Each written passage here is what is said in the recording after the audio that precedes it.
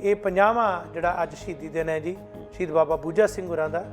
ਉਹਨਾਂ ਨੂੰ ਅੱਜ ਦੇ ਦਿਨ ਜਿਹੜਾ ਹੈ ਅੱਜ ਤੋਂ 50 ਸਾਲ ਪਹਿਲਾਂ ਝੂਠੇ ਮੁਕਾਬਲੇ ਦੇ ਵਿੱਚ ਖਤਮ ਕੀਤਾ ਗਿਆ। ਸੋ ਇੱਕ ਪੂਰੀ ਜਿਹੜੀ ਨੌਜਵਾਨ ਪੀੜ੍ਹੀ ਨੂੰ ਝੰਜੋੜ ਕੇ ਰੱਖ ਦਿੱਤਾ ਉਸ ਸ਼ਹਾਦਤ ਨੇ ਜੀ, ਉਸ ਸਾਕੇ ਨੇ, ਉਸ ਕਾਂਡ ਨੇ। ਔਰ ਸਿਤਮ ਦੀ ਗੱਲ ਹੈ ਕਿ ਉਸ ਵੇਲੇ ਪੰਜਾਬ 'ਚ ਪ੍ਰਕਾਸ਼ ਸਿੰਘ ਬਾਦਲ ਮੁੱਖ ਮੰਤਰੀ ਸੀ ਔਰ ਇਹ ਉਹੀ ਮੁੱਖ ਮੰਤਰੀ ਜਿਹੜਾ ਕਿ ਸਟੇਜਾਂ ਤੋਂ ਖੜ ਕੇ ਕਹਿੰਦਾ ਸੀ ਕਿ ਅਸੀਂ ਜਿਹੜੇ ਪੁਲਿਸ ਵਾਲਿਆਂ ਨੇ ਸਿੰਘਾਂ ਦੇ ਮੁਕਾਬਲੇ ਬਣਾਏ ਆ ਖਾੜਕੂਵਾਦ ਵੇਲੇ ਅਸੀਂ ਉਹਨਾਂ ਨੂੰ ਅੰਦਰ ਸੁੱਟਾਂਗੇ। ਹਾਲਾਂਕਿ ਇਸੇ ਬਾਦਲ ਨੇ ਬਾਅਦ 'ਚ ਉਹਨਾਂ ਪੁਲਿਸ ਅਫਸਰਾਂ ਦੀ ਵੀ ਪੁੱਛਪਨਾਹੀ ਕੀਤੀ ਹੈ ਜਿਨ੍ਹਾਂ ਨੇ ਖਾੜਕੂਵਾਦ ਵੇਲੇ ਵੀ ਇਸ ਕਿਸਮ ਦੀ ਭੂਮਿਕਾ ਅਦਾ ਕੀਤੀ। ਜੀ ਇਸ ਤਰ੍ਹਾਂ ਕਿ ਜਿਹੜਾ ਬਾਬਾ ਬੂਝਾ ਸਿੰਘ ਦਾ ਮੁਕਾਬਲਾ ਬਣਿਆ, ਦਰਅਸਲ ਉਹ ਦੋ ਪੱਖਾਂ ਤੋਂ ਬਹੁਤ ਸ਼ਰਮਨਾਕ ਕਿਹਾ ਜਾ ਸਕਦਾ ਜੀ। ਇੱਕ ਤਾਂ 82 ਸਾਲ ਦਾ ਬਜ਼ੁਰਗ ਜਿਹੜਾ ਸਮਾਜ ਨੂੰ ਚੰਗੀ ਸੇਧ ਦੇ ਰਿਹਾ ਸੀਗਾ, ਉਸ ਦੇ ਨਾਲ ਐਡਾ ਵੱਡਾ ਅਨਿਆਂ ਕਿ ਉਸ ਦੀ ਗੱਲ ਸੁਣਨ ਦੀ ਬਜਾਏ ਜਾਂ ਸੇਧ ਲੈਣ ਦੀ ਬਜਾਏ ਅਸੀਂ ਉਸ ਨੂੰ ਮੌਤ ਦੇ ਮੂੰਹ 'ਚ ਤੱਕ ਰਹੇ। ਦੂਜਾ ਪੱਖ ਇਹ ਕਿ ਉਹ ਵਿਅਕਤੀ ਜਿਸ ਨੇ ਆਪਣੀ ਉਮਰ ਸਾਰੀ ਦੇਸ਼ ਨੂੰ ਆਜ਼ਾਦ ਕਰਾਉਣ ਲਈ ਲਾਤੀ, ਇਹੋ ਜਿਹੇ ਵਿਅਕਤੀ ਨੂੰ ਜਦੋਂ ਚੱਲ ਵਸੇ ਤਾਂ 21 ਬੰਦੂਕਾਂ ਦੀ ਸਲਾਮੀ ਮਿਲਦੀ। ਇੱਥੇ ਸਿਤਮ ਦੀ ਗੱਲ ਕਿ ਉਸ ਵਿਅਕਤੀ ਨੂੰ ਸਰਕਾਰੀ ਗੋਲੀ ਨਾਲ ਉਡਾਇਆ ਗਿਆ। ਕਰਦੇ ਜਦੋਂ ਦੇਸ਼ ਦੀ ਵੰਡ ਹੋਈ ਜਾਂ ਦੇਸ਼ ਵਿੱਚ ਜਦੋਂ ਕਹਿੰਦੇ ਕਿ ਸੱਤਾ ਦੀ ਤਬਦੀਲੀ ਹੋਈ ਆ ਜੀ, ਕਿਉਂਕਿ ਬੂਝਾ ਸਿੰਘ ਦੇ ਜ਼ਰੀਏ ਤੋਂ ਇਹ ਕੋਈ ਅਸਲ ਆਜ਼ਾਦੀ ਤਾਂ ਹੈ ਨਹੀਂ ਸੀਗੀ ਹਾਂਜੀ, ਕਿ ਗੋਰੇ ਗਏ ਭੂਰੇ ਆ ਗਏ। ਪਰ ਬਾਅਦ ਵਿੱਚ CPI ਦੇ ਦੋ ਹਿੱਸੇ ਹੋ ਗਏ, CPM ਹੋਣ 'ਚ ਆਈ ਕਿਉਂਕਿ ਜਿਹੜਾ ਸਵਾਲ ਸੀਗਾ ਭਾਰਤ ਚੀਨ ਦੀ ਲੜਾਈ ਦਾ, ਉਸ ਵਿੱਚ ਸਿੱਧੇ ਤੌਰ 'ਤੇ ਜਿਹੜੇ ਥੋੜ੍ਹੇ ਤੱਤੇ ਸੀ ਕਮਿਊਨਿਸਟ, ਉਹਨਾਂ ਨੇ ਕਿਹਾ ਵੀ ਅਸੀਂ ਤਾਂ ਸਮਝਦੇ ਕਿ ਭਾਰਤ ਸਰਕਾਰ ਧੱਕਾ ਕਰ ਰਹੀ। ਅਫਸੋਸ ਦੀ ਗੱਲ ਇਹ ਹੈ ਕਿ ਉਸ ਵੇਲੇ ਇੱਕ ਪਾਲਿਸੀ ਬਣਾਈ ਗਈ ਕਿ ਇਹਨਾਂ ਨੂੰ ਖਤਮ ਕੀਤਾ ਜਾਵੇ। ਸੋ ਨਕਸਲੀਆਂ ਦੇ ਝੂਠੇ ਮੁਕਾਬਲੇ ਬਣ ਰਹੇ ਸੀ।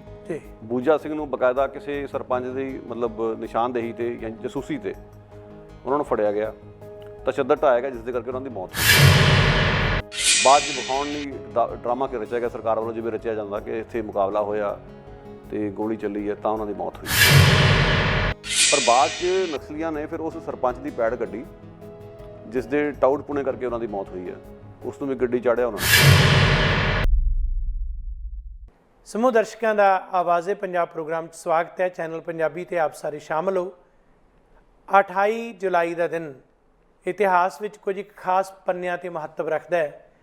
28 ਜੁਲਾਈ 1970 ਨੂੰ ਇੱਕ ਗਦਰੀ ਬਾਬੇ ਦੇਸ਼ ਭਗਤ ਅਤੇ ਵੱਖ-ਵੱਖ ਸੰਘਰਸ਼ਾਂ ਦੇ ਵਿੱਚ ਮੋਹਰਲੀ ਭੂਮਿਕਾ ਨਿਭਾਉਣ ਵਾਲੇ ਯੋਧੇ ਬਾਬਾ ਬੂਝਾ ਸਿੰਘ ਦੀ ਸ਼ਹਾਦਤ ਹੋਈ ਸੀ। ਇਹ 50ਵਾਂ ਸ਼ਹੀਦੀ ਦਿਹਾੜਾ ਹੈ ਉਹਨਾਂ ਦਾ ਅਤੇ ਇਸ ਨੂੰ ਸਮਰਪਿਤ ਇਹ ਪ੍ਰੋਗਰਾਮ ਕਰ ਰਹੇ ਹਾਂ।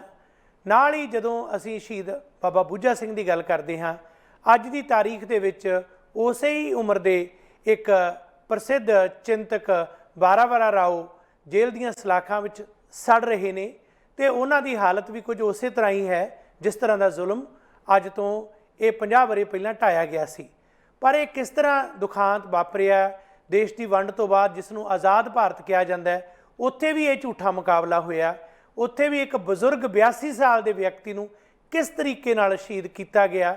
ਇਹ ਸਾਰੀਆਂ ਘਟਨਾਵਾਂ ਅਤੇ ਉਹਨਾਂ ਦੇ ਸਮੇਂ ਦੀ ਰੌਸ਼ਨੀ ਦੇ ਵਿੱਚ ਅੱਜ ਜਦੋਂ ਅਸੀਂ ਦੇਖਦੇ ਹਾਂ, ਅੱਜ ਜੋ ਕੁਝ ਵਾਪਰ ਰਿਹਾ ਉਸ ਨੂੰ ਬਿਆਨ ਕਰਨ ਦੇ ਲਈ ਸਾਡੇ ਕੋਲ ਚਿੰਤਕ ਵਿਚਾਰਕ ਗੁਰਪ੍ਰੀਤ ਸਿੰਘ ਜੀ ਸ਼ਾਮਲ ਨੇ, ਜੋ ਇਸ ਗੱਲ 'ਤੇ ਚਾਨਣਾ ਪਾਉਣਗੇ। ਜੀ ਆਇਆਂ ਨੂੰ ਗੁਰਪ੍ਰੀਤ ਸਿੰਘ, ਸਵਾਗਤ ਹੈ ਤੁਹਾਡਾ। ਬਹੁਤ ਸ਼ੁਕਰੀਆ ਗੁਰਵਿੰਦਰ ਸਿੰਘ ਜੀ, ਮੰਚ ਮੁਹੱਈਆ ਕਰਨ ਲਈ ਧੰਨਵਾਦ। ਸ਼ੁਕਰੀਆ ਜੀ। ਇਹ 50ਵਾਂ ਜਿਹੜਾ ਅੱਜ ਸ਼ਹੀਦੀ ਦਿਨ ਹੈ ਜੀ ਸ਼ਹੀਦ ਬਾਬਾ ਬੂਝਾ ਸਿੰਘ ਹੋਰਾਂ ਦਾ, ਉਹਨਾਂ ਨੂੰ ਅੱਜ ਦੇ ਦਿਨ ਜਿਹੜਾ ਹੈ ਅੱਜ ਤੋਂ 50 ਸਾਲ ਪਹਿਲਾਂ ਝੂਠੇ ਮੁਕਾਬਲੇ ਦੇ ਵਿੱਚ ਖਤਮ ਕੀਤਾ ਗਿਆ। ਥੋੜ੍ਹਾ ਜਿਹਾ ਉਹਨਾਂ ਦੇ ਬਾਰੇ ਪਹਿਲਾਂ ਰੌਸ਼ਨੀ ਪਾਓ। ਕੌਣ ਸਨ ਉਹ ਸ਼ਖਸੀਅਤ, ਕੀ ਸੀ ਉਹਨਾਂ ਦੀ ਦੇਣ ਅਤੇ ਕਿਉਂ ਉਹਨਾਂ ਦਾ ਬਣਾਇਆ ਗਿਆ ਇਹ ਮੁਕਾਬਲਾ, ਤਾਂ ਕਿ ਅਸੀਂ ਅੱਜ ਦੀ ਤਾਰੀਖ ਦੇ ਵਿੱਚ ਜੋ ਹੋ ਰਹੇ ਆ ਉਹਨਾਂ ਘਟਨਾਵਾਂ ਨੂੰ ਇਸ ਪ੍ਰਸੰਗ 'ਚ ਵਿਚਾਰ ਸਕੀਏ। ਬੂਝਾ ਸਿੰਘ ਜੀ, ਇਸ ਤਰ੍ਹਾਂ ਕਿ ਜਿਹੜਾ ਬਾਬਾ ਬੂਝਾ ਸਿੰਘ ਦਾ ਮੁਕਾਬਲਾ ਬਣਿਆ, ਦਰਅਸਲ ਉਹ ਦੋ ਪੱਖਾਂ ਤੋਂ ਬਹੁਤ ਸ਼ਰਮਨਾਕ ਕਿਹਾ ਜਾ ਸਕਦਾ ਜੀ। ਇੱਕ ਤਾਂ 82 ਸਾਲ ਦਾ ਬਜ਼ੁਰਗ ਜਿਹੜਾ ਸਮਾਜ ਨੂੰ ਚੰਗੀ ਸੇਧ ਦੇ ਰਿਹਾ ਸੀਗਾ, ਉਸ ਦੇ ਨਾਲ ਐਡਾ ਵੱਡਾ ਅਨਿਆਂ ਕਿ ਉਸ ਦੀ ਗੱਲ ਸੁਣਨ ਦੀ ਬਜਾਏ ਜਾਂ ਸੇਧ ਲੈਣ ਦੀ ਬਜਾਏ ਅਸੀਂ ਉਸ ਨੂੰ ਮੌਤ ਦੇ ਮੂੰਹ 'ਚ ਤੱਕ ਰਹੇ ਹਾਂ। ਇੱਕ ਜ਼ਬਰ ਸੀਗਾ, ਸਰਕਾਰੀ ਜ਼ਬਰ ਦੀ ਜਿਹਨੂੰ ਕਹਿੰਦੇ ਅਖੀਰ ਸਿਖਰ ਦੇ ਉਹਦਾ। ਦੂਜਾ ਪੱਖ ਇਹ ਕਿ ਉਹ ਵਿਅਕਤੀ ਜਿਸ ਨੇ ਆਪਣੀ ਉਮਰ ਸਾਰੀ ਦੇਸ਼ ਨੂੰ ਆਜ਼ਾਦ ਕਰਾਉਣ ਲਈ ਲਾਤੀ, ਇਹੋ ਜਿਹੇ ਵਿਅਕਤੀ ਨੂੰ ਜਦੋਂ ਚੱਲ ਵਸੇ ਤਾਂ 21 ਬੰਦੂਕਾਂ ਦੀ ਸਲਾਮੀ ਮਿਲਦੀ ਹੈ। ਇੱਥੇ ਸਿਤਮ ਦੀ ਗੱਲ ਕਿ ਉਸ ਵਿਅਕਤੀ ਨੂੰ ਸਰਕਾਰੀ ਗੋਲੀ ਨਾਲ ਉਡਾਇਆ ਗਿਆ ਜਾਂ ਇਹ ਕਹੋ ਕਿ ਤਸ਼ੱਦਦ ਕਰਕੇ ਮਾਰਿਆ ਗਿਆ, ਬਾਅਦ ਸਰਕਾਰੀ ਗੋਲੀ ਦਾ ਡਰਾਮਾ ਰਚਿਆ ਗਿਆ। ਜੋ ਵੀ ਹੈ, ਤਸ਼ੱਦਦ ਕਰਕੇ ਮਾਰਿਆ ਗਿਆ ਉਸ ਵਿਅਕਤੀ ਨੂੰ ਜਿਸ ਨੂੰ ਕਿ ਇੱਜ਼ਤ ਮਾਣ ਦੇਣਾ ਚਾਹੀਦਾ ਸੀਗਾ। ਅੱਜ ਜਦੋਂ ਅਸੀਂ ਵੇਖਦੇ ਹਾਂ ਕਿ ਸਰਕਾਰ ਇਹੋ ਜਿਹੀ ਹੈ ਕਿ ਸਾਵਰਕਰ ਵਰਗੇ ਝੂਠੇ ਦੇਸ਼ ਭਗਤ ਨੂੰ ਸਾਡੇ ਸਿਰ ਤੇ ਬਿਠਾਇਆ ਜਾ ਰਿਹਾ ਸਾਰਿਆਂ ਦੇ, ਉਸ ਨੂੰ ਇੱਕ ਨਾਇਕ ਬਣਾ ਕੇ ਪੇਸ਼ ਕੀਤਾ ਜਾ ਰਿਹਾ, ਵਡਿਆਇਆ ਜਾ ਰਿਹਾ, ਸਾਨੂੰ ਮਜਬੂਰ ਕੀਤਾ ਜਾ ਰਿਹਾ ਕਿ ਅਸੀਂ ਉਸ ਨੂੰ ਨਾਇਕ ਕਬੂਲ ਲਈਏ। ਉੱਥੇ ਦੂਜੇ ਹੱਥ ਵੇਖੋ ਕਿ ਇਸੇ ਸਟੇਟ ਦੇ ਜਿਹੜੇ ਹੱਥ ਇੱਕ ਉਸ ਵਿਅਕਤੀ ਦੇ ਖੂਨ ਨਾਲ ਰੰਗੇ ਹੋਏ ਆ ਜਿਸ ਨੇ ਆਪਣੀ ਸਾਰੀ ਉਮਰ ਦੇਸ਼ ਦੀ ਆਜ਼ਾਦੀ ਲੜਾਈ ਦੇ ਵਿੱਚ ਨੂੰ ਝੋਕ ਦਿੱਤੀ, ਉਸ ਵਿੱਚ ਲਾ ਦਿੱਤੀ। ਬੂਜਾ ਸਿੰਘ ਚੱਕ ਮਾਈਦਾਸ ਇਲਾਕੇ ਨਾਲ ਸੰਬੰਧਿਤ ਸੀ ਨਵਾਂ ਸ਼ਹਿਰ ਦੇ ਵਿੱਚ ਜੀ।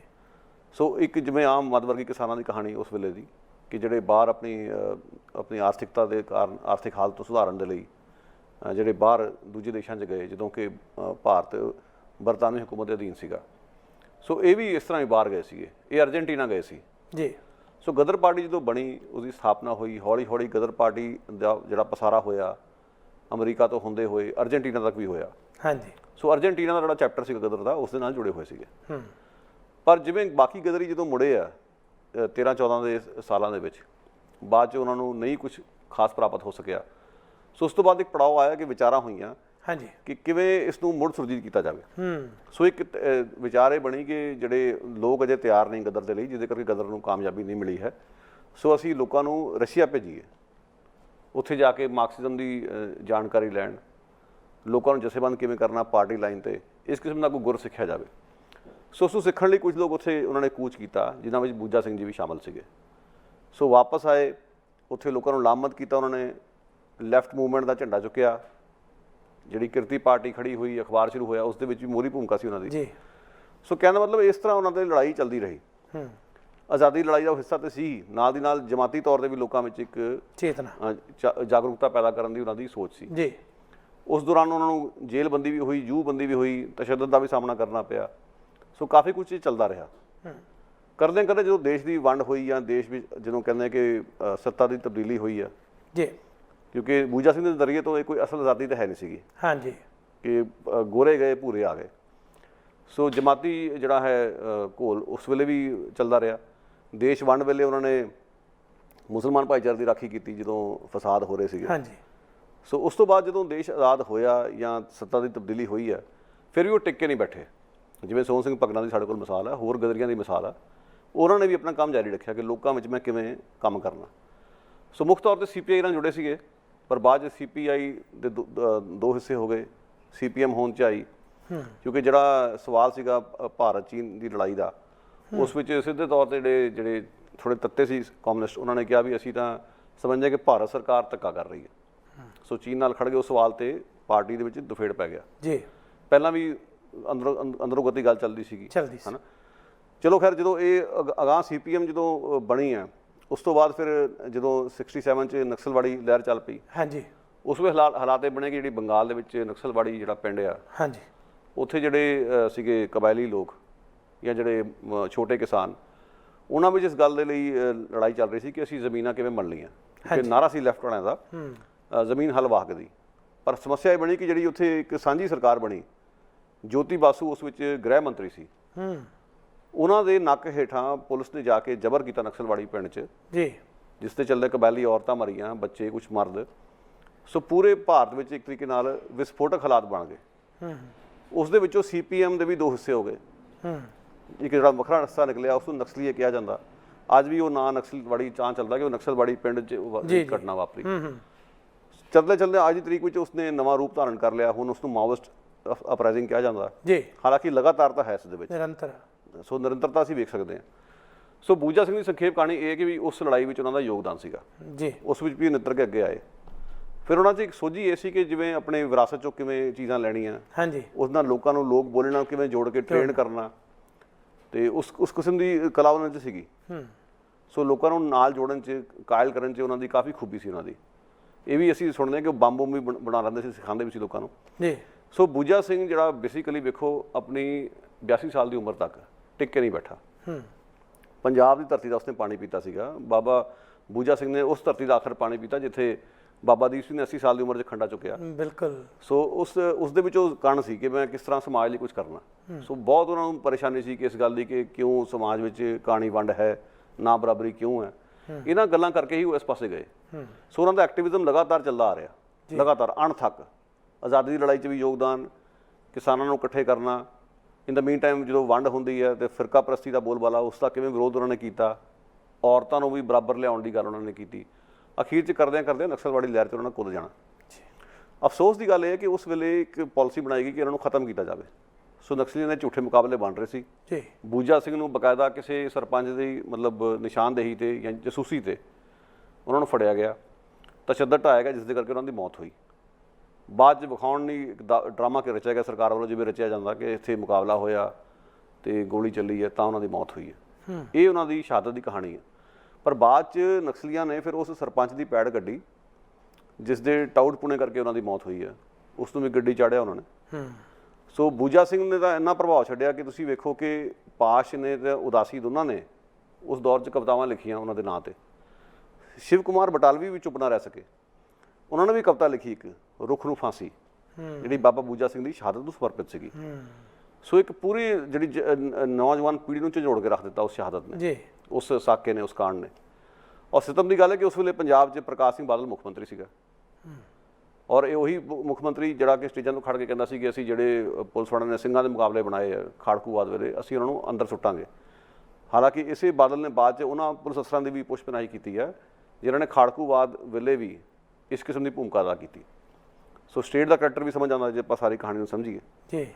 ਸੋ ਚੱਕ ਮਾਈਦਾਸ ਹੋਰਾਂ ਦੇ ਪਿੰਡ 'ਚ ਇੱਕ ਗੁੰਮਟੀ ਬਣੀ ਹੋਈ ਹੈ, ਜਿੱਥੇ ਹਰ ਸਾਲ ਇਹਨਾਂ ਦਿਨਾਂ 'ਚ ਮੇਲਾ ਵੀ ਲੱਗਦਾ, ਲੋਕ ਇਕੱਠੇ ਹੋ ਕੇ ਉਹਨਾਂ ਨੂੰ ਯਾਦ ਕਰਦੇ ਆ, ਔਰ ਬਕਾਇਦਾ ਇਹ ਗੱਲ ਉਸ 'ਤੇ ਅੰਕਿਤ ਆ ਗੁੰਮਟੀ ਦੇ ਕੇ ਪ੍ਰਕਾਸ਼ ਸਿੰਘ ਬਾਦਲ ਦੇ ਰਾਜ ਵਿੱਚ ਕਿਵੇਂ ਨਕਸਲਵਾੜੀਆਂ ਦੇ ਮੁਕਾਬਲੇ ਬਣਾਏ ਗਏ, ਔਰ ਬੂਜਾ ਸਿੰਘ ਉਹਨਾਂ ਵਿੱਚੋਂ ਇੱਕ ਸੀਗੇ।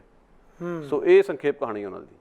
ਮੈਨੂੰ ਇੱਕ ਵਾਰ ਮੌਕਾ ਮਿਲਿਆ, ਉਹਨਾਂ ਦੇ ਪਰਿਵਾਰ ਦੀ ਤੀਜੀ ਪੀੜ੍ਹੀ ਦੇ ਨੌਜਵਾਨ ਕੈਨੇਡਾ ਦੇ ਵਿੱਚ ਆਏ ਹੋਏ ਸਨ। ਉਹਨਾਂ ਨੇ ਸਾਰੀ ਵਿਸਥਾਰ 'ਚ ਜਾਣਕਾਰੀ ਵੀ ਦੱਸੀ ਆਪਣੇ ਬਜ਼ੁਰਗ ਸ਼ਹੀਦ ਬਾਬਾ ਬੂਜਾ ਸਿੰਘ ਬਾਰੇ। ਉਹਨਾਂ ਨੇ ਸਾਰੀਆਂ ਘਟਨਾਵਾਂ ਨੂੰ ਨੇੜਿਓਂ ਜਿਵੇਂ ਜਿਵੇਂ ਮਹਿਸੂਸ ਕਰਦੇ ਨੇ ਪਰਿਵਾਰ ਦੇ ਮੈਂਬਰ, ਜਿਵੇਂ ਤੁਸੀਂ ਜ਼ਿਕਰ ਕੀਤਾ ਕਿ ਝੂਠਾ ਪੁਲਿਸ ਮੁਕਾਬਲਾ ਬਣਾਇਆ ਗਿਆ, ਇਹ ਸਾਰੀਆਂ ਗੱਲਾਂ ਨੂੰ ਬਿਆਨ ਕੀਤਾ। ਆਜ਼ਾਦੀ ਦੇ ਸੰਤਾਪ ਵਾਲੀ ਜਿਹੜੀ ਗੱਲ ਹੈ, ਮੈਂ ਜਦੋਂ ਦੇਖਦਾ ਉਸੇ ਹੀ ਕਾਲ ਦੇ ਇੱਕ ਕਵੀ ਸੰਤ ਰਾਮ ਉਦਾਸੀ ਦੀ ਗੱਲ ਤੁਸੀਂ ਕੀਤੀ, ਜਿਨ੍ਹਾਂ ਨੇ ਬਕਾਇਦਾ ਉਹਨਾਂ ਘਟਨਾਵਾਂ ਨੂੰ ਬਿਆਨ ਕੀਤਾ ਕਿ ਕਿਹੋ ਜਿਹੀ ਇਹ ਆਜ਼ਾਦੀ ਹੈ। ਜਾਂ ਗੁਰਦਾਸ ਰਾਮ ਆਲਮ ਸਾਹਿਬ ਨੇ ਇਸ ਗੱਲ ਨੂੰ ਬਿਆਨ ਕੀਤਾ, ਮੇਰੇ ਅੱਜ ਵੀ ਉਹ ਜ਼ਿਹਨ 'ਚ ਨੇ ਕੁਝ ਸਤਰਾਂ ਜਿਹੜੀਆਂ ਕਿ ਉਹਨਾਂ ਨੇ ਉਸ ਵੇਲੇ ਲਿਖੀਆਂ ਤੇ ਕਈਆਂ ਜਿਹੜੀਆਂ ਕਿ ਅਸੀਂ ਅਕਸਰ ਜਦੋਂ ਦਰਸ਼ਕਾਂ ਨਾਲ ਵੀ ਜੇਕਰ ਸਾਂਝੀਆਂ ਕਰੀਏ, ਉਹਨਾਂ ਨੇ ਕਮਾਲ ਦੀ ਉਹ ਗੱਲ ਕਹੀ ਕਿ ਕਿਉਂ ਵੀ ਨਿਹਾਲਿਆ ਆਜ਼ਾਦੀ ਨਹੀਂ ਵੇਖੀ, ਨਾ ਵੀ ਭਰਾਵਾ ਨਾ ਖਾਧੀ ਨਾ ਵੇਖੀ। ਮੈਂ ਜੱਗੂ ਤੋਂ ਸੁਣਿਆ ਅੰਬਾਲੇ ਖੜੀ ਸੀ, ਬੜੀ ਭੀੜ ਇਸ ਦੇ ਦੁਆਲੇ ਖੜੀ ਸੀ, ਪਰ ਬਿਰਲੇ ਦੇ ਘਰ ਵੱਲ ਅਗਾੜੀ ਸੀ ਉਸਦੀ ਤੇ ਲੋਕਾਂ ਦੇ ਮੂੰਹ ਵੱਲ ਪਛਾੜੀ ਸੀ ਉਸਦੀ। ਆਈ ਨੂੰ ਭਾਵੇਂ ਕਈ ਸਾਲ ਬੀਤੇ, ਪਰ ਅਸੀਂ ਤਾਂ ਅਜੇ ਤੱਕ ਦਰਸ਼ਨ ਨਹੀਂ ਕੀਤੇ। ਦਿੱਲੀ 'ਚ ਆਉਂਦੀ ਏ ਸਰਦੀ ਦੀ ਰੁੱਤੇ, ਦਿੱਲੀ 'ਚ ਆਉਂਦੀ ਏ ਸਰਦੀ ਦੀ ਰੁੱਤੇ, ਹਾੜਾਂ 'ਚ ਰਹਿੰਦੀ ਏ ਪਹਾੜਾਂ ਦੇ ਉੱਤੇ। ਅਖਬਾਰਾਂ 'ਚ ਪੜ੍ਹਿਆ ਜਰਵਾਣੀ ਜਹੀ ਏ, ਕੋਈ ਸੋਹਣੀ ਨਹੀਂ ਐਵੇਂ ਕਾਣੀ ਜਹੀ ਏ। ਮੰਨੇ ਜੇ ਉਹ ਤਾਂ ਅਸੀਂ ਵੀ ਮੰਗਾਈਏ, ਛੰਨਾ ਤੇ ਢਾਰਿਆਂ 'ਚ ਭੁੰਜੇ ਸਵਾਈਏ। ਪਰ ਇਹ ਤਾਂ ਪਤਾ ਨਹੀਂ ਕੀ ਖਾਂਦੀ ਹੁੰਦੀ ਏ, ਕਿਹੜੀ ਚੀਜ਼ ਤੋਂ ਦਿਲ ਚੁਰਾਂਦੀ ਹੁੰਦੀ ਏ। ਸ਼ਿਮਲੇ ਤਾਂ ਉਸ ਅੱਗੇ ਆਂਡੇ ਹੁੰਦੇ ਨੇ, ਪਰ ਸਾਡੀ ਤਾਂ ਖੁਰਲੀ 'ਚ ਟਾਂਡੇ ਹੁੰਦੇ ਨੇ, ਸਾਡੀ ਤਾਂ ਖੁਰਲੀ 'ਚ ਟਾਂਡੇ ਹੁੰਦੇ। ਬਹੁਤ ਅੱਛੀ ਸਤਰਣਿਆਂ ਵਾਲੀਆਂ, ਔਰ ਬਹੁਤ ਅੱਜ ਦੇ ਸਮੇਂ 'ਚ ਵੀ ਪ੍ਰਸੰਗਕ ਨੇ। ਜਿਵੇਂ ਤੁਸੀਂ ਇੰਟਰੋਡਕਸ਼ਨ 'ਚ ਵੀ ਸ਼ੁਰੂ 'ਚ ਇਸ਼ਾਰਾ ਕੀਤਾ, ਦੇਖੋ ਅੱਜ ਵੀ ਉਹੀ ਇਤਿਹਾਸ ਦੁਹਰਾਇਆ ਜਾ ਰਿਹਾ। ਬੂਜਾ ਸਿੰਘ ਦੀ ਪਹਿਲੀ ਗੱਲ ਸੋਚ ਮਰੀ ਨਹੀਂ ਹੈ। ਬੂਜਾ ਸਿੰਘ ਦੀ ਸੋਚ 'ਚ ਪਹਿਰਾ ਦੇਣ ਵਾਲੇ ਯੋਧੇ ਅੱਜ ਵੀ ਨੇ ਜੀ। ਉਹਨਾਂ ਵਿੱਚੋਂ ਇੱਕ ਨਾਂ ਹੈ ਵਾਰਾ ਰਾਓ ਦਾ। ਉਹਨਾਂ ਦੀ ਉਮਰ ਦੇ ਬਜ਼ੁਰਗ ਕਵੀ ਨੇ, ਸੰਵੇਦਨਸ਼ੀਲ ਕਵੀ, ਤੇਲੰਗਾਨਾ ਘੋਲ 'ਚ ਕਿਸੇ ਵੇਲੇ ਸੀਗੇ, ਨਕਸਲਾਈਟ ਲਹਿਰ ਜਦੋਂ ਸ਼ੁਰੂ ਹੋਈ ਉਸ ਦੇ ਪ੍ਰਭਾਵ ਥੱਲੇ ਆਏ। ਉਹਨਾਂ ਨੇ ਹਮੇਸ਼ਾ ਦੱਬੇ ਕੁਚਲੇ ਲੋਕਾਂ ਦੇ ਹੱਕ 'ਚ ਗੱਲ ਕੀਤੀ ਜੀ। ਉਹਨਾਂ ਨੂੰ ਪਹਿਲਾਂ ਤਾਂ ਝੂਠੇ ਕੇਸ 'ਚ ਫਸਾਇਆ ਗਿਆ। ਇਹ ਵੀ ਇਲਜ਼ਾਮ ਲਾਇਆ ਗਿਆ ਕਿ ਮੋਦੀ ਨੂੰ ਮਾਰਨ ਦੀ ਸਾਜ਼ਿਸ਼ ਵਿੱਚ ਸ਼ਾਮਲ ਸੀਗੇ। ਉਹ ਜਿਹੜੀ ਕਹਾਣੀ ਦੱਸੀ ਜਾਂਦੀ, ਉਹ ਕਹਾਣੀ ਵੀ ਬੜੀ ਹਾਸੋਹੀਣੀ ਜੀ ਆ। ਕਿਹੜੇ ਇਹੋ ਜਿਹੇ ਲੋਕ ਨੇ ਜਿਹੜੇ ਈਮੇਲਾਂ ਕੱਢ ਕੇ ਦੂਜੇ ਨੂੰ ਕਹਿਣਗੇ ਜੀ ਹਾਂਜੀ ਕੁਝ ਕੀਤਾ ਜਾਵੇ ਮੋਦੀ ਦਾ, ਸਿੱਧੇ ਤੌਰ 'ਤੇ। ਸੋ ਇਹੋ ਜਿਹਾ ਇਲਜ਼ਾਮ ਲਾ ਕੇ ਜੇਲ੍ਹ 'ਚ ਸੁੱਟਿਆ ਗਿਆ 2 ਸਾਲ ਪਹਿਲਾਂ। ਸਿਹਤ ਉਹਨਾਂ ਦੀ ਲਗਾਤਾਰ ਵਿਗੜਦੀ ਗਈ, ਕੋਵਿਡ-19 ਹੋਇਆ ਤੇ ਹੁਣ ਜਾ ਕੇ ਛੱਡਿਆ ਗਿਆ। ਉਹ ਵੀ ਹਸਪਤਾਲ 'ਚ ਜ਼ੇਰੇ ਇਲਾਜ ਨੇ, ਪਰ ਜ਼ਮਾਨਤ ਅਜੇ ਵੀ ਸਰਕਾਰ ਦੇਣ ਨੂੰ ਤਿਆਰ ਨਹੀਂ ਹੈ। ਉਲਟ ਗੱਲ ਇਹ ਹੋਈ ਹੈ ਕਿ ਨੈਸ਼ਨਲ ਇਨਵੈਸਟੀਗੇਸ਼ਨ ਏਜੰਸੀ ਇਹ ਕਹਿ ਰਹੀ ਹੈ ਕਿ ਇਹ ਵਿਅਕਤੀ ਕੋਵਿਡ-19 ਦਾ ਪੱਜ ਬਣਾ ਕੇ ਬਾਹਰ ਨਿਕਲਣਾ ਚਾਹੁੰਦਾ, ਉਹਦਾ ਬਹਾਨਾ ਬਣਾ ਰਿਹਾ। ਇੱਕ ਬਜ਼ੁਰਗ ਨੂੰ ਕੋਵਿਡ-19 ਹੋ ਗਿਆ, ਜਿਸ ਦੀ ਮੌਤ ਵੀ ਹੋ ਸਕਦੀ ਹੋਵੇ, ਇਹੋ ਜਿਹੀ ਟੀਕਾ ਟਿੱਪਣੀਆਂ ਕਿੰਨੀ ਸੰਵੇਦਨਹੀਨਤਾ ਨਜ਼ਰ ਆਉਂਦੀ ਇਸ 'ਚ, ਤੁਸੀਂ ਆਪ ਵੇਖੋ। ਮੁਲਕ ਦਾ ਪ੍ਰਧਾਨ ਮੰਤਰੀ ਇਹ ਕਹਿ ਰਿਹਾ ਕਿ ਕਰੋਨਾ ਦਾ ਟਾਕਰਾ ਸੀ ਕਰੋਨਾ ਦੇ ਨਾਲ ਕਰਨਾ। ਕਿੱਥੇ ਕਰੋਨਾ? ਨਾ ਤਾਂ ਕਰੋਨਾ ਉਦੋਂ ਖਾਈ ਇੰਡੀਅਨ ਸਟੇਟ ਨੇ ਜਦੋਂ ਬੂਜਾ ਸਿੰਘ ਦਾ ਮੁਕਾਬਲਾ ਬਣਾ ਕੇ ਉਸ ਨੂੰ ਮਾਰਿਆ ਗਿਆ ਜਾਂ ਟੌਰਚਰ ਕਰਕੇ ਮਾਰਿਆ ਗਿਆ, ਨਾ ਤਾਂ ਕਰੋਨਾ ਅੱਜ ਨਜ਼ਰ ਆ ਰਹੀ ਹੈ ਵਾਰਾ ਰਾਓ ਦੇ ਪ੍ਰਤੀ। ਇਹ ਸਟੇਟ ਕਦੇ ਵੀ ਕਰੋਨਾਮਈ ਨਹੀਂ ਸੀਗਾ। ਇਹ ਸਟੇਟ ਆਦਮਖੋਰ ਸਟੇਟ ਸੀ ਉਦੋਂ ਵੀ ਤੇ ਅੱਜ ਵੀ।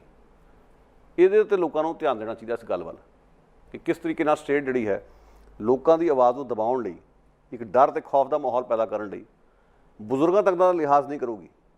ਇਹ ਹੈ ਉਹ ਇੰਡੀਅਨ ਸਟੇਟ ਜਿੱਥੇ ਕਿਹਾ ਜਾਂਦਾ ਕਿ ਅਸੀਂ ਵੱਡਿਆਂ ਦਾ ਸਤਿਕਾਰ ਕਰਦੇ ਹਾਂ, ਬਜ਼ੁਰਗਾਂ ਦਾ ਸਤਿਕਾਰ ਕਰਦੇ ਹਾਂ। ਆ ਮੋਦੀ ਵੀ ਡਰਾਮੇ ਕਰਦਾ ਨਾ, ਕਦੇ ਆਪਣੀ ਮਾਂ ਦੇ ਮੱਥੇ ਟੇਕਦਾ, ਕਦੇ ਬਜ਼ੁਰਗਾਂ ਦੇ ਮੱਥੇ ਟੇਕਦਾ। ਇਹ ਸਤਿਕਾਰ ਹੈ ਤੁਹਾਡਾ? ਇਹਨਾਂ ਲੋਕਾਂ ਤੋਂ ਤੁਸੀਂ ਕੁਛ ਸੁਣਦੇ। ਅਸੀਂ ਕਹਿੰਦੇ ਨਾ ਕਿ ਬਾਬਾਣੀਆਂ ਕਹਾਣੀਆਂ ਪੁੱਤ ਸਪੂਤ ਕਰੇਣ, ਇੱਥੇ ਤਾਂ ਗੱਲ ਹੀ ਆਵਾਜ਼ ਉੱਤੇ ਆਵੇ। ਉਹਨਾਂ ਬਾਬਿਆਂ ਨੂੰ ਤਾਂ ਜੇਲ੍ਹਾਂ 'ਚ ਛੱਡਿਆ ਜਾ ਰਿਹਾ ਜਾਂ ਉਹਨਾਂ ਨੂੰ ਟੌਰਚਰ ਲਾਇਆ ਜਾ ਰਿਹਾ। ਬਾਬਿਆਂ ਦੀ ਸੁਣਨੀ ਕਿੰਨੇ ਆ?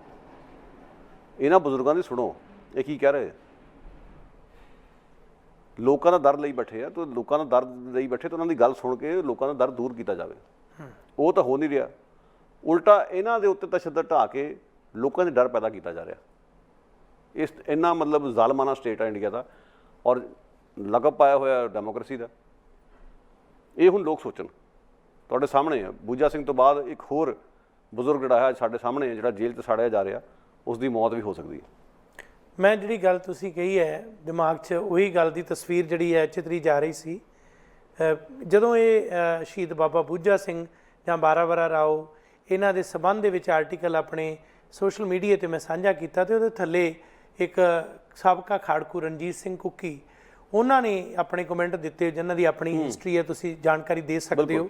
ਉਹਨਾਂ ਨੇ ਜੋ ਕਮੈਂਟ ਦਿੱਤੇ, ਕਹਿੰਦੇ ਵੀ ਜਦੋਂ ਮੈਂ ਪੱਛਮੀ ਬੰਗਾਲ ਦੀ ਗੱਲ ਕਰਦਾ ਤਾਂ ਪੱਛਮੀ ਬੰਗਾਲ ਦੇ ਵਿੱਚ ਤੇ ਮੌਜੂਦਾ ਜਾਂ ਪਿਛਲੇ ਪੰਜਾਬ ਦੇ ਵਿੱਚ ਇੱਕ ਮੈਨੂੰ ਅੰਤਰ ਨਜ਼ਰ ਆਉਂਦਾ ਹੈ। ਅੰਤਰ ਕੀ ਨਜ਼ਰ ਆਉਂਦਾ ਹੈ? ਕਹਿੰਦੇ ਪੱਛਮੀ ਬੰਗਾਲ ਦੇ ਵਿੱਚ ਨੈਕਸਲਾਈਟ ਮੂਵਮੈਂਟ ਆਈ, ਜਿਸ ਮੂਵਮੈਂਟ ਦੇ ਦੌਰਾਨ ਜਿਸ ਕਿਸਮ ਦਾ ਮਾਹੌਲ ਬਣਿਆ, ਨੌਜਵਾਨਾਂ ਦੇ ਝੂਠੇ ਮੁਕਾਬਲੇ ਬਣਾਏ ਗਏ, ਜਾਂ ਤਸ਼ੱਦਦ ਹੋਇਆ, ਜਾਂ ਜ਼ੁਲਮ ਢਾਉਣ ਵੇਲੇ ਸਰਕਾਰ ਜਿਹੜੀ ਸੀ ਉਸ ਦੀ ਅਗਵਾਈ ਸਿਧਾਰਥ ਸ਼ੰਕਰ ਰੇ ਨੇ ਕੀਤੀ। ਬਿਲਕੁਲ। ਤੇ ਕਹਿੰਦੇ ਵੀ ਜੇ ਮੈਂ ਦੇਖਦਾ ਕਿ ਲੋਕਾਂ ਨੇ ਉਸ ਵਿਅਕਤੀ ਨੂੰ ਇਉਂ ਨਕਾਰਿਆ ਤੇ ਉਹ ਜ਼ਿੰਦਗੀ ਭਰ ਮੁੜ ਕੇ ਉਸ ਸੂਬੇ ਦਾ ਕਦੇ CM ਨਹੀਂ ਬਣ ਸਕਿਆ।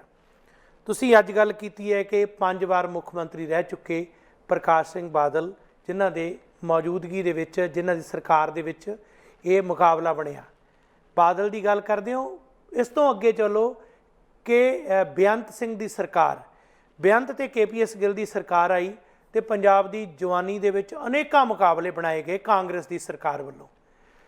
ਤੁਸੀਂ ਤਸਵੀਰ ਦੇਖੋ ਕਿ ਉਸ ਹੀ ਪੰਜਾਬ ਦੇ ਵਿੱਚ ਉਦੋਂ ਬਾਅਦ ਇਹ ਸਰਕਾਰਾਂ ਦਾ ਦੁਹਰਾਓ ਇੱਕ ਵਾਰ ਨਹੀਂ ਵਾਰ-ਵਾਰ ਹੋਇਆ ਤੇ ਮੁੜ ਕੇ ਬਦਲਵੇਂ ਚਿਹਰੇ ਆਉਂਦੇ ਰਹੇ ਤੇ ਪੰਜਾਬ ਦੇ ਵਿੱਚ ਇਹ ਤਸ਼ੱਦਦ ਜਿਹੜਾ ਲੋਕਾਂ ਨੇ ਮਹਿਸੂਸ ਨਹੀਂ ਕੀਤਾ। ਜੇ ਹਸ਼ਰ SS ਰੇ ਦਾ ਇਹ ਹੋ ਸਕਦਾ, ਜਿਸ ਦੇ ਬਾਰੇ ਕਦੇ ਦਲੀਪ ਕੌਰ ਟਿਵਾਣਾ ਨੇ ਵੀ ਇਹ ਗੱਲ ਕਹੀ ਸੀ ਕਿ ਮੈਂ ਇਹੋ ਜਿਹੇ ਬਦਮਾਸ਼ ਜਾਂ ਇਹੋ ਜਿਹੇ ਜ਼ਾਲਮ ਦੇ ਹੱਥੋਂ ਸਵੀਕਾਰ ਕਰਾਂ ਕੋਈ ਪੁਰਸਕਾਰ, ਜਾਂ ਮੈਨੂੰ ਜੇ ਕਦੇ ਉਹ ਕਿਸੇ ਯੂਨੀਵਰਸਿਟੀ ਦਾ ਵਾਈਸ ਚਾਂਸਲਰ ਬਣਾਉਣਾ ਚਾਹੁੰਦਾ ਤਾਂ ਮੈਂ ਬਣਨਾ ਨਹੀਂ ਚਾਹਾਂਗੀ, ਕਿਉਂਕਿ ਇਸ ਵਿਅਕਤੀ ਦੇ ਹੱਥ ਨੌਜਵਾਨਾਂ ਦੇ ਖੂਨ ਨਾਲ ਰੰਗੇ ਹੋਏ ਆ। ਦੇਖੋ, ਸਿਧਾਰਥ ਸ਼ੰਕਰ ਰੇ ਦਾ ਕਿੱਸਾ ਨੇ ਜਦੋਂ ਸਮਝਣਾ ਹੋਵੇ ਇੱਕ ਸਿੰਬਲ ਦੇ ਤੌਰ ਤੇ ਜੀ, ਇੱਕ ਬਹੁਤ ਇੰਪੋਰਟੈਂਟ ਇੱਕ ਨਿਰੰਤਰਤਾ ਤੇ ਲਗਾਤਾਰਤਾ ਹੈ। ਬਸ ਇੱਕ ਕੁੱਕੀ ਉਹਨਾਂ ਨੇ ਬਹੁਤ ਵਧੀਆ ਆਪਣੀਆਂ ਗੱਲਾਂ ਕਹੀਆਂ। ਉਹਨਾਂ ਨੇ ਕੁੱਕੀ ਦਾ ਮੈਂ ਬਹੁਤ ਸਤਿਕਾਰ ਕਰਦਾ, ਕਾਫੀ ਉਹਦੀ ਪਹੁੰਚ ਜਿਹੜੀ ਹੈ ਕਾਫੀ ਵਧੀਆ ਪਹੁੰਚ ਹੈ। ਉਹ ਖੁਦ ਉਹਨਾਂ ਨੇ ਉਹ ਸਮਾਂ ਵੀ ਹੰਡਾਇਆ ਵੀ, ਔਰ ਅੱਗ ਚੋਂ ਉਸਨੇ ਅੱਗ ਵਿੱਚ ਆਪਣੇ ਆਪ ਨੂੰ ਝੋਕਿਆ ਜੀ। ਇਹ ਨਹੀਂ ਕਿ ਪਾਸੇ ਬਹਿ ਕੇ ਸਿਰਫ ਸੀ ਕਰਦਾ ਰਿਹਾ, ਸਗੋਂ ਜਦੋਂ ਮੱਚੀ ਹੋਈ ਅੱਗ ਦੇ ਵਿੱਚ ਖੁਦ ਗਿਆ ਜੀ, ਜਾਂਬਾਜ਼ ਯੋਧਾ, ਔਰ ਬਾਅਦ ਚ ਨਿਕਲ ਕੇ ਵੀ ਆਇਆ, ਨਿਖਰ ਕੇ ਆਇਆ ਸਗੋਂ। ਔਰ ਜਿਸ ਤਰੀਕੇ ਨਾਲ ਲੋਕਾਂ ਨੂੰ ਸਮਝਾਉਣ ਦੀ ਕੋਸ਼ਿਸ਼ ਕਰਦਾ, ਸਹੀ ਰਾਹ ਤੁਰਨ ਦੇ ਲਈ ਪ੍ਰੇਰਦਾ, ਸੋ ਕਾਫੀ ਕੁਝ ਸਿੱਖਣ ਵਾਲਾ ਕੁੱਕੀ। ਹਾਲਾਂਕਿ ਉਦੋਂ ਜਿਹੜਾ ਲਲਿਤ ਮਾਖਨ ਦਾ ਸਾਰਾ ਕਿੱਸਾ ਜਦੋਂ 1984 ਦੇ ਕਤਲੇਆਮ ਦੀ ਗੱਲ ਹੈ, ਜਾਂ ਜਿਸ ਤਰ੍ਹਾਂ ਦਾ ਮਾਹੌਲ ਬਣਿਆ, ਉਸ ਦੇ ਵਿੱਚ ਉਹ ਬਹੁਤ ਵੱਡਾ ਇੱਕ ਉਹਨਾਂ ਦਾ ਇੱਕ ਜਿਹੜਾ ਕਹਿ ਸਕਦੇ ਹਾਂ ਕਿ ਪ੍ਰਮੁੱਖ ਰੋਲ ਸੀ, ਜਿਸ ਨੂੰ ਇਤਿਹਾਸ ਦਾ ਪੰਨਾ ਮੰਨਿਆ ਜਾ ਸਕਦਾ। ਸੋ ਮੈਂ ਸਮਝਦਾ ਕਿ ਕੁੱਕੀ ਉਹਨਾਂ ਦੀ ਨਿਸ਼ਾਨਦੇਹੀ ਕਾਫੀ ਹੱਦ ਤੱਕ ਠੀਕ ਹੈ, ਪਰ ਜਿਹੜੀ ਗੱਲ ਸਮਝਣ ਵਾਲੀ ਹੈ, ਜਿਸ ਵੱਲ ਮੈਂ ਇਸ਼ਾਰਾ ਕਰਨਾ ਚਾਹ ਰਿਹਾ ਸੀ ਗੁਰਿੰਦਰ ਸਿੰਘ ਜੀ, ਉਹ ਸੀ ਕਿ ਲਗਾਤਾਰਤਾ ਨਿਰੰਤਰਤਾ ਨੂੰ ਸਮਝਣਾ ਬਹੁਤ ਜ਼ਰੂਰੀ ਹੈ ਕਿ ਸਟੇਟ ਦਾ ਕਰੈਕਟਰ ਕੀ ਹੈ। ਨਕਸਲਵਾੜੀ ਲਹਿਰ ਨੂੰ ਕੁਚਲਣ ਵਾਲਾ ਇੱਕ ਜਾਵਰ ਕਿਸਮ ਦਾ ਵਿਅਕਤੀ ਜਦੋਂ ਪੰਜਾਬ 'ਚ ਲਿਆ ਕੇ ਗਵਰਨਰ ਲਾਇਆ ਗਿਆ, ਤੇ ਮਨਸ਼ਾ ਇਹੀ ਸੀ ਕਿ ਉਸੇ ਤਰਸ ਤੇ ਇੱਥੇ ਰਿਪਰੈਸ਼ਨ ਕੀਤਾ ਜਾਵੇ, ਉਸੇ ਤਰਸ ਤੇ ਰਿਪਰੈਸ਼ਨ ਕੀਤਾ ਜਾਵੇ। ਔਰ ਰਿਪਰੈਸ਼ਨ ਹੋਇਆ ਬਹੁਤ ਉਸ ਦੌਰ 'ਚ, ਜਦੋਂ ਗਵਰਨਰ ਸੀ, ਰਿਬੈਰੋ ਵੀ DGP ਰਿਹਾ, ਰਾਜੀਵ ਗਾਂਧੀ ਪ੍ਰਧਾਨ ਮੰਤਰੀ ਸੀ, ਉਸ ਦੌਰ 'ਚ ਰਿਪਰੈਸ਼ਨ ਹੋਇਆ ਵੀ ਬਹੁਤ ਜ਼ਿਆਦਾ ਜੀ। KPS ਗਿੱਲ ਦੀ ਤਾਂ ਗੱਲ ਹੁੰਦੀ ਹੈ, ਰਿਬੈਰੋ ਦੀ ਵੀ ਗੱਲ ਆਪਾਂ ਕਰੀਏ, ਕਿਉਂਕਿ ਸਾਰਾ ਢਾਂਚੇ ਦੀ ਆਪਾਂ ਗੱਲ ਕਰ ਰਹੇ ਹਾਂ, ਕਿਸੇ ਵਿਅਕਤੀ ਵਿਸ਼ੇਸ਼ ਦੀ ਗੱਲ ਨਹੀਂ ਹੁੰਦੀ ਆ ਵਾਲੀ। ਸੋ ਤੁਸੀਂ ਵੇਖੋ, ਢਾਂਚਾ ਉਸੇ ਤਰ੍ਹਾਂ ਚੱਲ ਰਿਹਾ, ਲੋਕਾਂ ਦਾ ਕਤਲੇਆਮ ਹੋ ਰਿਹਾ, ਪੁਲਿਸ ਲੋਕਾਂ ਦਾ ਸ਼ਿਕਾਰ ਖੇਡ ਰਹੀ ਹੈ। ਚਾਹੇ ਉਹ ਨਕਸਲਵਾੜੀ ਲਹਿਰ ਨੂੰ ਕੁਚਲਣ ਦੀ ਗੱਲ ਸੀ, ਉਦੋਂ ਪ੍ਰਕਾਸ਼ ਸਿੰਘ ਬਾਦਲ ਮੁੱਖ ਮੰਤਰੀ ਸੀ, ਬਾਅਦ 'ਚ ਪ੍ਰਕਾਸ਼ ਸਿੰਘ ਬਾਦਲ ਨੇ ਨਕਸਲਵਾੜੀ ਲਹਿਰ ਵਿੱਚ ਜੋ ਕੀਤਾ ਸੋ ਕੀਤਾ। ਖਾੜਕੂ ਲਹਿਰ ਦੌਰਾਨ ਮੁਕਾਬਲੇ ਬਣਾਉਣ ਵਾਲੇ ਜਿਹੜੇ ਅਫਸਰ ਹੈ, ਉਹਨਾਂ ਦੀ ਪੁਸ਼ਪਨਾਈ ਵੀ ਕੀਤੀ, ਉਹ ਸਿਲਸਿਲਾ ਚੱਲਦਾ ਰਿਹਾ। ਇਨ ਦਾ ਮੀਨ ਟਾਈਮ ਐਸਐਸ ਰੇ ਪੰਜਾਬ 'ਚ ਲਾਇਆ ਜਾਂਦਾ, ਉਹ ਉਸੇ ਤਰ੍ਹਾਂ ਦਾ ਰਿਪਰੈਸ਼ਨ ਉੱਥੇ ਵਰਤ ਰਿਹਾ ਜਿਹੜਾ ਬੰਗਾਲ 'ਚ ਵਰਤਿਆ ਗਿਆ। ਸੋ ਇੱਕ ਲਗਾਤਾਰਤਾ ਨਿਰੰਤਰਤਾ ਬਣ ਗਈ। ਸਾਡੀ ਸੰਵੇਦਨਾ ਕਿੱਥੇ ਮਰ ਗਈ ਕਿ ਅਸੀਂ ਇਸ ਗੱਲ ਨੂੰ ਨਹੀਂ ਸਮਝ ਸਕਿਆ ਅਜੇ ਤੱਕ। ਉਲਟ ਗੱਲ ਇਹ ਹੋਈ ਹੈ ਕਿ ਤੁਸੀਂ ਇਹ ਵੇਖੋ ਕਿ ਸਾਡੇ ਕੋਲ ਇੱਕ ਮਿਸਾਲ ਜਸਵੰਤ ਸਿੰਘ ਖਾਲੜਾ ਦੀ, ਇੱਕ ਦੌਰ 'ਚ ਨਕਸਲਵਾੜੀ ਲਹਿਰ ਨਾਲ ਉਹ ਵੀ ਜੁੜੇ ਹੋਏ ਸੀ। ਬਾਅਦ 'ਚ ਇੱਕ ਦੌਰ ਆਇਆ ਜਦੋਂ ਸਿੱਖ ਸੰਘਰਸ਼ ਚੱਲਿਆ, ਉਹਨਾਂ ਨੇ ਉੱਥੇ ਵੀ ਅੱਗੇ ਜਾ ਕੇ ਕੰਮ ਕੀਤਾ। ਸਾਡੇ ਕੋਲ ਇਹੋ ਜਿਹੀਆਂ ਮਿਸਾਲਾਂ ਜਿਹੜੀਆਂ ਇਸ 'ਤੇ ਚਰਚਾ ਕਰਨੀ ਚਾਹੀਦੀ। ਸਾਨੂੰ ਇਹ ਵੇਖਣਾ ਚਾਹੀਦਾ ਕਿ ਕਿਹੜੀ ਮਨਹੂਸ ਘੜੀ ਸੀ ਕਿ ਨਕਸਲੀਏ ਅਤੇ ਖਾਲਿਸਤਾਨੀ ਦੂਜੇ ਦੇ ਵੈਰੀ ਹੋਣੇ ਬੜੇ, ਜਦੋਂ ਕਿ ਸਟੇਟ ਨੇ ਦੋਨਾਂ ਦਾ ਹੀ ਘਾਣ ਕੀਤਾ ਜੀ, ਦੋਨਾਂ ਦਾ ਹੀ ਘਾਣ ਸਟੇਟ ਨੇ ਕੀਤਾ, ਦੋਨਾਂ ਦਾ। ਔਰ 8 ਸਾਲਾਂ ਦਾ ਫਰਕ ਆ ਸਾਰਾ। ਜਦੋਂ ਨਕਸਲਵਾੜੀ ਲਹਿਰ ਜਦੋਂ ਕਹਿੰਦੇ ਕਿ ਜੀ ਨਹੀਂ ਰਹੀ, 70 ਵਿੱਚ ਜੇ ਬਾਬਾ ਬੋਧ ਸਿੰਘ ਦਾ ਮੁਕਾਬਲਾ ਬਣਦਾ, 78 'ਚ ਸੰਤ ਜਰਨੈਲ ਸਿੰਘ ਭਿੰਡਰਾਂਵਾਲੇ ਦੀ ਚੜ੍ਹਾਈ ਹੁੰਦੀ ਆ। 8 ਸਾਲਾਂ ਵਿੱਚ ਕੀ ਜ਼ਮੀਨੀ ਹਕੀਕਤਾਂ ਬਦਲ ਗਈ ਸੀਗੀਆਂ? ਕਿਰਸਾਨੀ ਸੰਕਟ ਦੇ ਵਿੱਚ ਕੋਈ ਵੱਡੀ ਰਦੋ ਬਦਲ ਆਈ ਸੀਗੀ? ਕਿਹੜੇ ਕਾਰਨ ਸੀਗੇ? ਆਰਥਿਕ ਕਾਰਨ, ਸਮਾਜਿਕ ਕਾਰਨ, ਜਿਹਦੇ ਕਰਕੇ ਲੋਕ ਉਸ ਲਹਿਰ ਤੋਂ ਕੁੱਦ ਕੇ ਇੱਧਰ ਨੂੰ ਆਏ।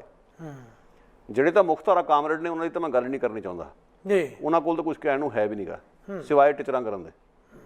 ਪਰ ਜਿਹੜੇ ਸੰਵੇਦਨਸ਼ੀਲ ਲੋਕ ਸਮਝਣ ਵਾਲੇ ਆ ਉਹਨਾਂ ਲਈ ਇਹ ਸਵਾਲ ਹੈ, ਕੀ ਕੋਈ ਅਧਿਐਨ, ਕੋਈ ਸਟੱਡੀ, ਕੋਈ ਇਹੋ ਜਿਹੀ ਵਿਸ਼ਲੇਸ਼ਣ ਕਿਸੇ ਨੇ ਕੀਤਾ ਸੀਰੀਅਸਲੀ ਬਹਿ ਕੇ ਵੀ ਕਿਉਂ ਇਸ ਤਰ੍ਹਾਂ ਹੋਇਆ ਕਿ ਉਹ ਲੋਕ ਉਹਨੂੰ ਛੱਡ ਕੇ ਇੱਧਰ ਨੂੰ ਆਏ? ਨਛੱਤਰ ਸਿੰਘ ਰੋਡੇ ਜਿਸ ਨੇ ਲਾਲਾ ਜਗਤ ਰਾਮ ਨੂੰ ਠੋਕਿਆ, ਉਹ ਨਕਸਲਵਾੜੀ ਲਹਿਰ ਤੋਂ ਕੁੱਦ ਕੇ ਸੰਤਾਂ ਵੱਲ ਕਿਉਂ ਆਇਆ? ਇਹਨਾਂ ਸਵਾਲਾਂ ਦਾ ਜਵਾਬ ਲੱਭਣ ਦੀ ਲੋੜ ਹੈ। ਫਿਰ ਆਖਰ ਇੱਕ ਦੂਜੇ ਦੇ ਖੂਨ ਦੇ ਵੈਰੀ ਕਿਉਂ ਹੋ ਨਿਬੜੇ? ਜਿਹੜੇ ਪਾਸ 84 ਦੇ ਬਾਰੇ ਸਟੇਟ ਦੇ ਕਿੰਤੂ ਕਰ ਸਕਦਾ, ਉਹ ਮੌਤ ਦੀ ਭੇਟ ਕਿਉਂ ਚੜਿਆ? ਇਹ ਆਪਸ ਵਿੱਚ ਕਿਉਂ ਵੈਰੀ ਹੋਏ ਜਦੋਂ ਕਿ ਇਹਨਾਂ ਦਾ ਸਾਂਝਾ ਦੁਸ਼ਮਣ ਸੀਗਾ ਇੰਡੀਅਨ ਸਟੇਟ? ਇਹਦੇ ਬਾਰੇ ਲੋਕ ਸੋਚਣ। ਅੱਜ 50 ਸਾਲਾਂ ਬਾਅਦ ਸ਼ਾਇਦ ਮੇਰੀ ਗੱਲ ਲੋਕਾਂ ਨੂੰ ਸਮਝ ਆਵੇ ਜਾਂ ਲੋਕ ਸਮਝਣਾ ਚਾਹਣ। ਅੱਜ ਉਹੀ ਸਟੇਟ ਮੁਸਲਿਮਸ ਨੂੰ ਤੇ ਮਾਓਇਸਟ ਨੂੰ ਟਾਰਗੇਟ 'ਤੇ ਰੱਖਦੀ ਹੈ, ਕਰ ਰਹੀ ਹੈ। ਇਹੀ ਸਟੇਟ ਉਸ ਵੇਲੇ ਸਿੱਖਾਂ ਨੂੰ ਔਰ ਕਿਸੇ ਵੇਲੇ ਨਕਸਲਾਈਟਸ ਨੂੰ ਨਿਸ਼ਾਨੇ 'ਤੇ ਰੱਖਦੀ ਸੀ। ਸੇਮ ਪੰਜਾਬ ਪੁਲਿਸ ਜਿਹੜੇ ਨਕਸਲੀਆਂ ਦਾ ਸ਼ਿਕਾਰ ਖੇਡਿਆ, ਬਾਅਦ 'ਚ ਸਿੱਖਾਂ ਦਾ ਵੀ ਸ਼ਿਕਾਰ ਖੇਡਿਆ। ਬਿਲਕੁਲ ਸਹੀ। ਪਰ ਅਸੀਂ ਉਸ ਸਟੇਟ ਦੇ ਉੱਤੇ ਕੁਛ ਵੀ ਕਰਨ ਦੀ ਬਜਾਏ ਉਸ ਦੇ ਖਿਲਾਫ ਲਾਮਬੰਦ ਹੋਣ ਦੀ ਥਾਂ 'ਤੇ, ਉਸ ਨੂੰ ਸਵਾਲ ਕਰਨ ਦੀ ਥਾਂ 'ਤੇ ਅਸੀਂ ਆਪਸੀ ਲੜਾਈਆਂ 'ਚ ਉਲਝੇ ਰਹੇ ਹਾਂ। ਅੱਜ ਵੀ ਸਮਾਂ ਜਿਹੜਾ ਅਸੀਂ ਐਡਾ ਨਹੀਂ ਗਵਾ ਰਿਹਾ। ਅੱਜ ਵੀ ਵੇਲਾ ਹੈ ਕਿ ਅਸੀਂ ਤੇ ਵਿਚਾਰ ਕਰੀਏ, ਇਸ ਦੇ ਕਾਰਨ ਲੱਭੀਏ ਔਰ ਇਕੱਠੇ ਕਿਵੇਂ ਹੋ ਕੇ ਕੰਮ ਕਰ ਸਕਦੇ ਹਾਂ, ਇਸ ਦੇ ਬਾਰੇ ਸੋਚਿਆ ਜਾਵੇ। ਤੁਸੀਂ ਜਿਸ ਸੁਰਤਾ ਨਾਲ ਸ਼ਹੀਦ ਬਾਬਾ ਬੁੱਝਾ ਸਿੰਘ ਦੇ ਅੱਜ ਦਿਨ 'ਤੇ ਇਹ ਗੱਲ ਕਰ ਰਹੇ ਹੋ, ਇਹ ਬਹੁਤ ਸਾਰੇ ਸਵਾਲ ਸਾਹਮਣੇ ਰੱਖ ਰਹੀ ਹੈ। ਇੱਕ ਸਵਾਲ ਮੇਰੇ ਜ਼ਿਹਨ 'ਚ ਬੜੀ ਵਾਰ ਆਉਂਦਾ, ਬਹੁਤ ਵਾਰ, ਕਿ ਸਿੱਖ ਮਾਰਸ਼ਲ ਕੌਮ ਦੇ ਤੌਰ 'ਤੇ ਲਗਾਤਾਰ ਸੰਘਰਸ਼ ਦੇ ਵਿੱਚ ਕੁੱਦੀ ਰਹੀ ਹੈ, ਚਾਹੇ 18ਵੀਂ ਸਦੀ ਦੀ ਗੱਲ ਹੋਵੇ ਤੇ ਉਸ ਵੇਲੇ ਵੀ ਜਿਹੜਾ ਟੌਰਚਰ ਸਭ ਤੋਂ ਜ਼ਿਆਦਾ ਜ਼ਿਕਰ ਹੋਇਆ ਤਾਂ ਉਹ ਪੰਜਾਬ ਦੀ ਧਰਤੀ 'ਤੇ ਬੱਚਿਆਂ ਤੋਂ ਲੈ ਕੇ ਬਜ਼ੁਰਗਾਂ ਤੱਕ ਦਾ ਹੋਇਆ, ਕਿਉਂਕਿ ਇੱਥੋਂ ਹੀ ਰਜਿਸਟੈਂਸ ਆਉਂਦੀ ਸੀ। ਇਸੇ ਤਰ੍ਹਾਂ ਆਜ਼ਾਦੀ ਵਾਲਾ ਸਮਾਂ ਜਿਹੜਾ ਸੀ ਉਸ ਤੋਂ, ਤੇ ਉਸ ਤੋਂ ਬਾਅਦ ਪੰਜਾਬੀ ਸੂਬੇ ਦਾ ਮੋਰਚਾ, ਐਮਰਜੈਂਸੀ ਦਾ ਦੌਰ ਆ ਗਿਆ। ਪਰ ਜਦੋਂ ਨੈਕਸਲਾਈਟ ਮੂਵਮੈਂਟ ਚੱਲੀ, ਹਾਲਾਂਕਿ ਉਸ ਮੂਵਮੈਂਟ ਦਾ ਆਧਾਰ ਇੱਕ ਖੱਬੇ ਪੱਖੀ ਚੇਤਨਾ, ਖੱਬੇ ਪੱਖੀ ਜਾਗਰੂਕਤਾ ਸੀ, ਪਰ ਕਿਸੇ ਵੀ ਲੈਵਲ 'ਤੇ ਇੱਕ ਵੀ ਇਤਿਹਾਸ ਦੀ ਉਦਾਹਰਨ ਨਹੀਂ ਜਿੱਥੇ ਕੋਈ ਜਾਗਰੂਕ ਸਿੱਖ ਜਿਹੜਾ ਮਾਰਸ਼ਲ ਹੋਵੇ ਉਹ ਸਰਕਾਰ ਨਾਲ ਮਿਲੀ ਭੁਗਤ ਦੇ ਵਿੱਚ ਉਸ ਲਹਿਰ ਦੇ ਖਿਲਾਫ ਭੁਗਤਿਆ ਹੋਵੇ। ਨੈਕਸਲਾਈਟ ਮੂਵਮੈਂਟ ਦੇ ਵਿੱਚ ਤਾਂ ਗਏ ਉਹ ਬਹੁਤ ਸਾਰੇ ਪੰਜਾਬੀ ਜਿਹੜੇ ਬਾਅਦ ਦੇ ਵਿੱਚ ਖਾੜਕੂ ਸੰਘਰਸ਼ ਦਾ ਹਿੱਸਾ ਬਣੇ, ਕਿਉਂਕਿ ਉਹਨਾਂ 'ਚ ਚੇਤਨਾ ਜਿਹੜੀ ਸੀ ਲਗਾਤਾਰ ਬਣੀ ਰਹੀ, ਪਰ ਸਰਕਾਰ ਦਾ ਹੱਥ ਟੋਕਾ ਨਹੀਂ ਬਣੇ। ਪਰ ਜਦੋਂ ਨਕਸਲਾਈਟ ਮੂਵਮੈਂਟ ਜਾਂਦੀ ਹੈ ਤਾਂ ਬਹੁਤ ਸਾਰੇ ਖੱਬੇ ਪੱਖੀ ਆਗੂ ਜਿਨ੍ਹਾਂ ਨੇ ਸ਼ਰੇਆਮ ਨੰਗੇ ਚਿੱਟੇ ਰੂਪ ਦੇ ਵਿੱਚ ਸਰਕਾਰ ਦਾ ਹੱਥ ਠੋਕਾ ਬਣ ਕੇ, ਦਸਤਾ ਬਣ ਕੇ, ਸਰਕਾਰ ਜਦੋਂ ਨੌਜਵਾਨਾਂ ਦਾ ਸ਼ਿਕਾਰ ਖੇਡਦੀ ਸੀ ਉਹ ਹੱਲਾਸ਼ੇਰੀ ਵੀ ਦਿੰਦੇ ਸੀ, ਉਹ ਆਪਣੇ ਗਲਿਆਰਿਆਂ ਦੇ ਵਿੱਚ ਹੱਸਦੇ ਵੀ ਸੀ, ਉਹਨਾਂ ਨੂੰ ਜਿਪਸੀਆਂ ਮਿਲਦੀਆਂ ਸਨ, ਉਹਨਾਂ ਨੂੰ ਪੁਲਿਸ ਦੀ ਸਪੋਰਟ ਮਿਲਦੀ ਸੀ, ਉਹਨਾਂ ਨੂੰ ਉਸ ਵੇਲੇ ਸੁਰੱਖਿਆ ਮਿਲਦੀ ਸੀ, ਤੇ ਉਹ ਆਪਣੇ ਵੱਡੇ ਵੱਡੇ ਹਾਲਾਂ ਦੇ ਵਿੱਚ ਹੋਰ ਗੱਲਾਂ ਤਾਂ ਕਰਦੇ ਸੀ, ਪਰ ਸਿੱਖਾਂ ਨੂੰ ਬਚਾਉਣ ਦੀ ਥਾਂ 'ਤੇ ਕਹਿੰਦੇ ਸੀ ਕਿ ਇਹਨਾਂ ਦੇ ਮੁਕਾਬਲੇ ਬਣ ਰਹੇ ਆ, ਤਾਂ ਸਿਰਫ ਤੇ ਸਿਰਫ ਇਸ ਗੱਲ ਦੀ ਪ੍ਰਸ਼ੰਸਾ ਕਰਨੀ ਬਣਦੀ ਹੈ। ਉਹਨਾਂ ਦੇ ਅਦਾਰੇ ਵੀ ਚੱਲੇ, ਉਹਨਾਂ ਦੇ ਅਖਬਾਰ ਵੀ ਚੱਲੇ, ਉਹ ਸਥਾਪਿਤ ਵੀ ਹੋਏ। ਮੈਨੂੰ ਇੱਥੇ ਮਹਿਸੂਸ ਹੁੰਦਾ ਹੈ ਕਿ ਇਹੋ ਜਿਹੇ ਲੋਕ ਜਿਹੜੇ ਸ਼ਰੇਆਮ ਵਿਚਰਦੇ ਰਹੇ, ਅੱਜ ਉਹਨਾਂ ਨੂੰ ਕਟਹਿਰੇ 'ਚ ਖੜਾ ਕਰਨਾ ਬਣਦਾ ਹੈ। ਦੇਖੋ ਗੱਲ ਅਸਲ ਇਸ ਮਾਮਲੇ 'ਚ ਨਾ ਵਿਅਕਤੀ ਨੂੰ ਚਾਹੀਦਾ ਕੋਈ ਬਿਲਕੁਲ ਬੇਲਾਗ ਹੋ ਕੇ ਇਮਾਨਦਾਰੀ ਨਾਲ ਸਾਰੀ ਗੱਲ ਨੂੰ ਵਿਸ਼ਲੇਸ਼ਣ ਉਸਦਾ ਕਰੇ, ਚੀਰਫਾੜ ਸਾਰੀ ਗੱਲ ਕਰਨ ਦੀ ਲੋੜ ਆ। ਜਿੱਥੇ ਇਹਨਾਂ ਤੋਂ ਕਾਈਆਂ ਹੋਈਆਂ ਨਕਸਲਾਈਟਾਂ ਤੋਂ ਉਸ ਦੀ ਨਿਸ਼ਾਨਦੇਹੀ ਵੀ ਹੋਵੇ, ਉਸ ਦੇ ਉੱਤੇ ਸਿੱਧੀ ਤੌਰ 'ਤੇ ਉਂਗਲ ਰੱਖੀ ਜਾਵੇ। ਜਿੱਥੇ ਸਿੱਖ ਖਾੜਕੂਆਂ ਵੱਲੋਂ ਹੋਈਆਂ ਉਹਦੀ ਨਿਸ਼ਾਨਦੇਹੀ ਵੀ ਹੋਵੇ।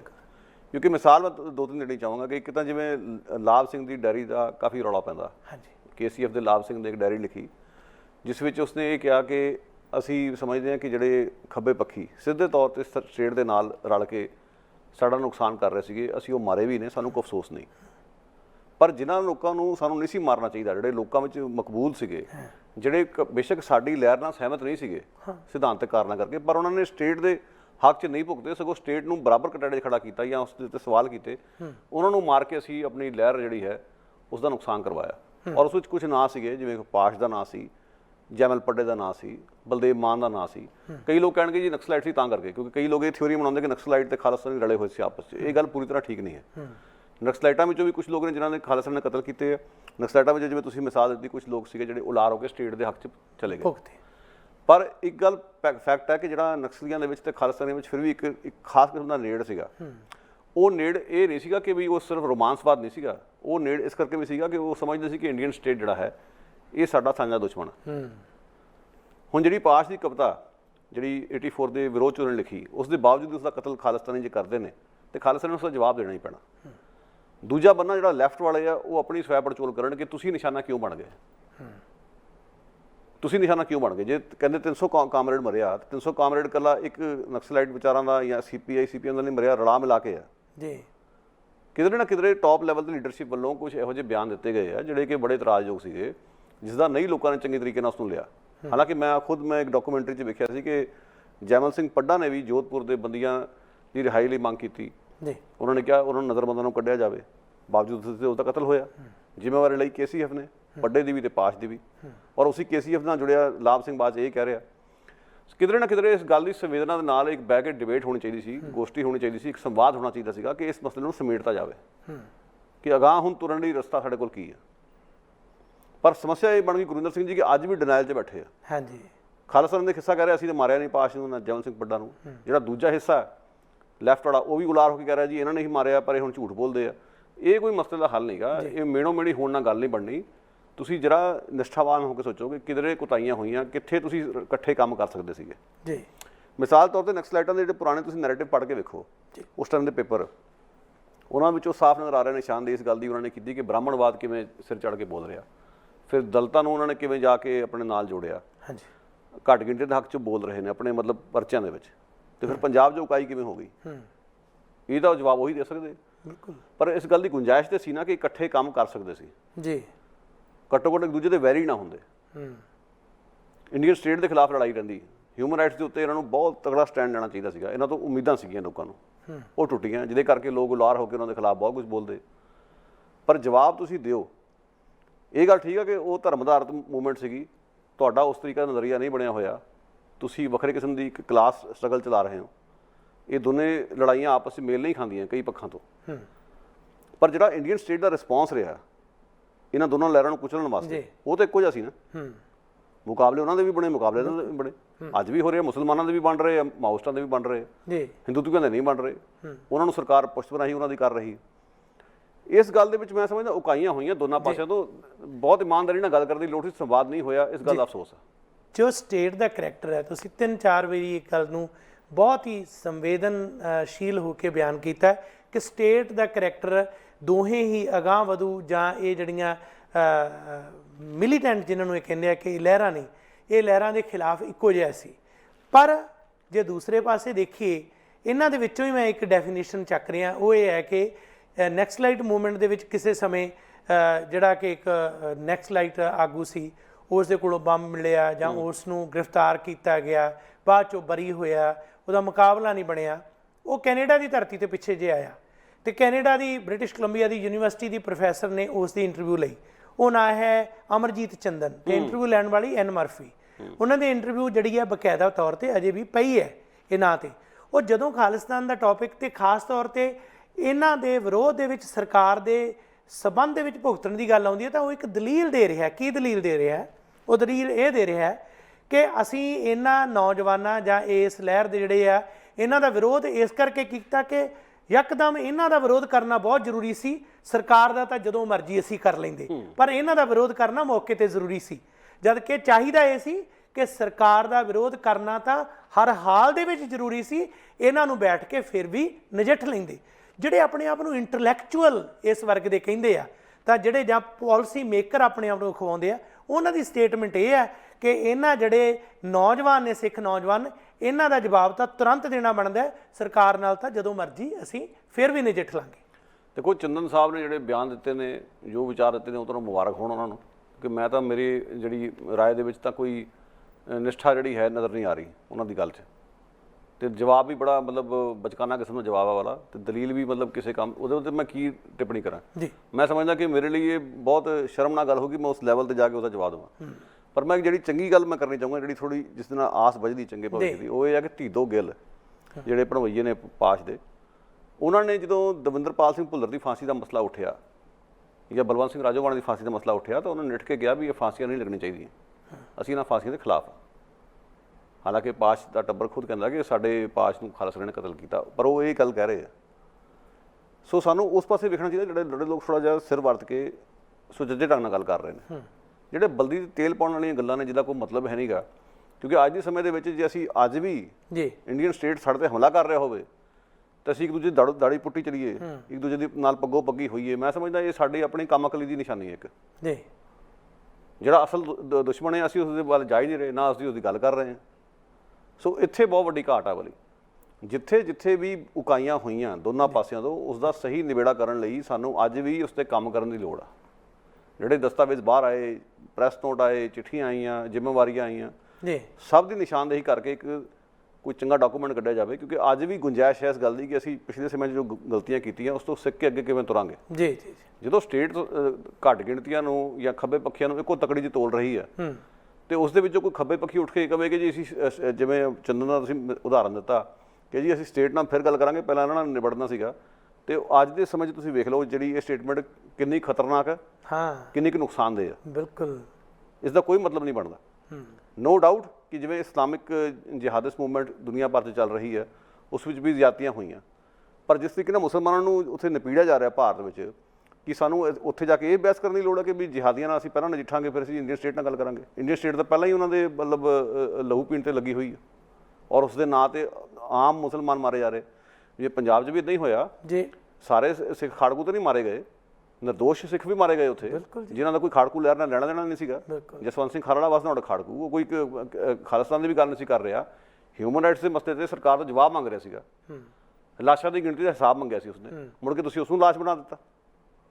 ਸੋ ਇਹਨਾਂ ਗੱਲਾਂ ਦੇ ਜਵਾਬ ਲੱਭਣ ਲਈ ਸਾਨੂੰ ਸੰਵੇਦਨਾ ਦੀ ਲੋੜ ਹੈ। ਇਹੋ ਜਿਹੀਆਂ ਕੱਚ ਘਰੜ ਕਿਸਮ ਦੀਆਂ ਗੱਲਾਂ ਜਿਹਦਾ ਕੋਈ ਸਿਰ ਮੱਥਾ ਨਹੀਂਗਾ, ਇਹ ਬੁੱਧੀਜੀਵੀਆਂ ਨੇ ਮੈਂ ਸਮਝਦਾ ਆਪਣੇ ਦਿਮਾਗੀ ਦਿਵਾਲੀਏਪਣ ਦੀ ਇੱਕ ਮਿਸਾਲ ਦਿੱਤੀ ਹੈ। ਇਸ ਤੋਂ ਬਾਅਦ ਮੈਂ ਕੀ ਕਹਿ ਸਕਦਾ। ਮੈਂ ਜਦੋਂ ਦੇਖਦਾ ਕਿ ਅੱਜ ਤੁਸੀਂ ਕੈਨੇਡਾ ਦੇ ਵਿੱਚ ਜਦੋਂ ਵੀ ਗੱਲ ਕਿਤੇ ਆਵਾਜ਼ ਉਠਾਉਣੇ ਹੋ, ਬਾਰਬਰਾ ਰਾਓ ਦੀ ਹੈ, ਇੱਕ ਮਹਾਨ ਕਵੀ ਦੀ ਹੈ, ਜਾਂ ਪ੍ਰੋਫੈਸਰ ਸਾਈ ਬਾਬਾ ਦੀ ਹੈ, ਜਾਂ ਫਿਰ ਇਸ ਤੋਂ ਇਲਾਵਾ ਅਸੀਂ ਪ੍ਰੋਫੈਸਰ ਨੌਲੱਖਾ ਦੀ ਗੱਲ ਕਰੀਏ, ਜਾਂ ਤੇਲ ਤੁੰਬੜੇ ਸਾਹਿਬ ਦੀ ਗੱਲ ਕਰੀਏ, ਜਾਂ ਉਦੰਤੀ ਰਾਓ ਤੋਂ ਲੈ ਕੇ ਸਾਰੇ ਜਿਹੜੇ ਕਿ ਚਾਹੇ ਤੀਸਤਾ ਸੀਤਲਾਵਾੜਾ, ਜਿਹੜੇ ਵੀ ਚਾਹੇ ਉਹ ਖੱਬੇ ਪੱਖੀ ਨੇ, ਅਗਾਂਹ ਵਧੂ ਨੇ, ਜਿਹੜੇ ਵੀ ਨੇ, ਪਰ ਜਿਨ੍ਹਾਂ ਨੂੰ ਖਾੜਕੂ ਕਿਹਾ ਜਾਂਦਾ ਹੈ, ਜਿਹੜੇ ਸਰਕਾਰ ਅੱਜ ਕੱਲ੍ਹ ਜਿਹਨਾਂ ਨੂੰ ਟੈਰਰਿਸਟ ਦਾ ਵੀ ਨਾਂ ਦਿੰਦੀ ਹੈ, ਮੈਨੂੰ ਲੱਗਦਾ ਕਿ ਕੈਨੇਡਾ ਦੀਆਂ ਜਿਹੜੀਆਂ ਸਿੱਖ ਜਥੇਬੰਦੀਆਂ, ਉਹਨਾਂ ਸਾਰੇ ਪ੍ਰੋਟੈਸਟ ਦੇ ਵਿੱਚ ਆਵਾਜ਼ ਉਠਾਉਣ ਲਈ ਅਗਾਂਹ ਹੁੰਦੀਆਂ ਨੇ। ਜਿਹੜੇ ਦੋਗਲੇ ਕਿਸਮ ਦੇ ਜਿਹੜੇ ਆਪਣੇ ਆਪ ਨੂੰ ਖੱਬੇ ਪੱਖੀ ਕਹਿੰਦੇ ਨੇ, ਇਹ ਆਪਣਾ ਬਚਾਅ ਚਾਹੇ ਕਰਨ, ਪਰ ਉਹ ਅੱਗੇ ਹੋ ਕੇ ਨਾਲ ਮੋਢੇ ਜੋੜ ਕੇ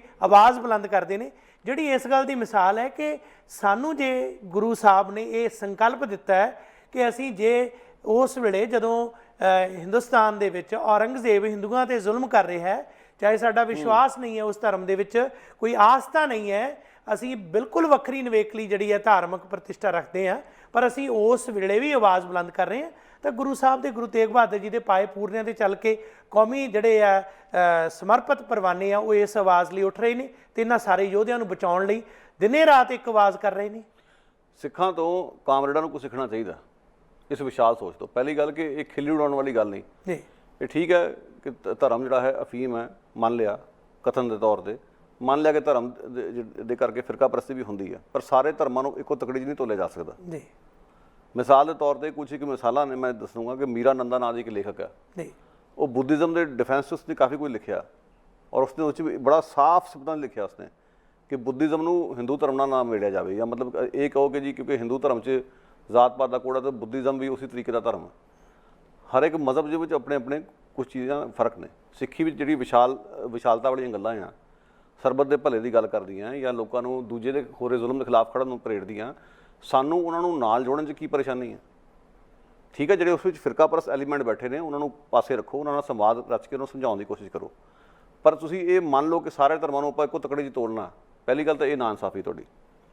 ਫਿਰ ਜਿਸ ਵਿਸ਼ਾਲਤਾ ਨਾਲ ਸਿੱਖ ਤੁਹਾਡੇ ਨਾਲ ਤੁਰੇ ਨੇ ਸਾਈ ਬਾਬਾ ਦੇ ਮਸਲੇ 'ਤੇ ਜਾਂ ਹੋਰ ਮਸਲਿਆਂ 'ਤੇ, ਮੈਨੂੰ ਅਫਸੋਸ ਹੁੰਦਾ ਇਸ ਗੱਲ 'ਤੇ ਵੇਖ ਕੇ ਕਿ ਜਿਹੜੇ ਇੱਥੋਂ ਦੇ ਖੱਬੇ ਪੱਖੀ ਆ, ਜਿਹੜਾ ਹੁਣ UAPA ਕਰਕੇ ਲਵਪ੍ਰੀਤ ਸਿੰਘ ਦੀ ਮੌਤ ਹੋਈ ਜੀ, ਜਾਂ 6 ਫॉर ਜਸਟਿਸ ਦੀ ਪਾਬੰਦੀ ਲੱਗੀ, ਜਾਂ ਦਹਿਸ਼ਤਗਰਦ ਗਰਦਾਨ ਦਿੱਤਾ ਗਿਆ ਇੱਥੋਂ ਦੇ ਲੋਕਾਂ ਨੂੰ, ਜਾਂ ਉੱਥੇ ਅੱਜ ਵੀ ਕੁੱਟਮਾਰ ਹੋ ਰਹੀ ਸਿੱਖ ਮੁੰਡਿਆਂ ਦੀ, ਇਹ ਕਿਉਂ ਨਹੀਂ ਬੋਲੇ? ਤੁਹਾਡੇ ਨਾਲ ਜਦੋਂ ਜ਼ਿਆਦਤੀ ਹੁੰਦੀ ਹੈ ਉਦੋਂ ਸਿੱਖ ਭਾਈਚਾਰਾ ਮੂਹਰੇ ਹੋਵੇ। CA ਦੇ ਵਿੱਚ ਸ਼ਾਹੀਨ ਬਾਗ ਦੇ ਖਿਲਾਫ ਲੋਕ ਮੁਜ਼ਾਹਰਾ ਕਰਦੇ ਨੇ, ਸਿੱਖ ਜਾ ਕੇ ਲੰਗਰ ਵਰਤਾਉਣ ਔਰ ਉਹਨਾਂ ਦੇ ਪਰਚੇ ਵੀ ਹੋ ਜਾਣ, ਜੀ ਤੁਹਾਡੇ ਮੂੰਹ ਫਿਰ ਵੀ ਸੀਤੇ ਹੋਏ ਆ।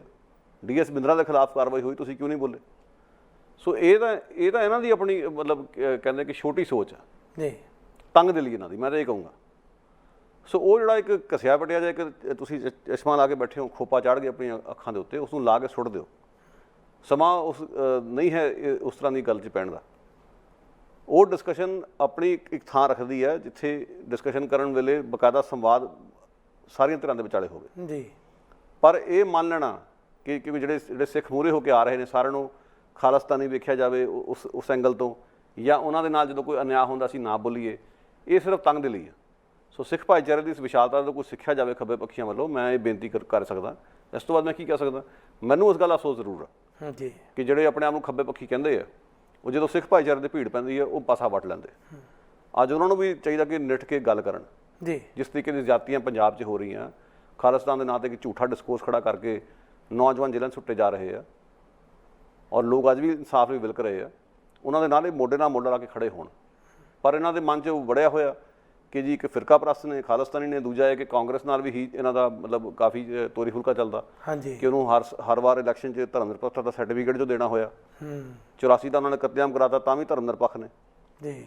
ਤੇ ਇੱਥੇ ਜੇ ਮੋਦੀ ਦੇ ਖਿਲਾਫ ਕੋਈ ਰੈਲੀ ਹੋ ਜਾਵੇ, ਜੇ ਸਿੱਖ ਚਾਰ ਮੁਰੇ ਆ ਜਾਣ, ਨਹੀਂ ਜੀ ਅਸੀਂ ਖਾਲਿਸਤਾਨੀਆਂ ਦੇ ਨਾਲ ਖੜ ਕੇ ਰੈਲੀ ਨਹੀਂ ਕੱਢਣੀ। ਸੋ ਇਹ ਜਿਹੜੇ ਦੋਹਰੇ ਮਾਪਦੰਡ ਇਹਨਾਂ ਦੇ, ਇਹਨਾਂ ਨੂੰ ਮੁਬਾਰਕ ਹੋਣ।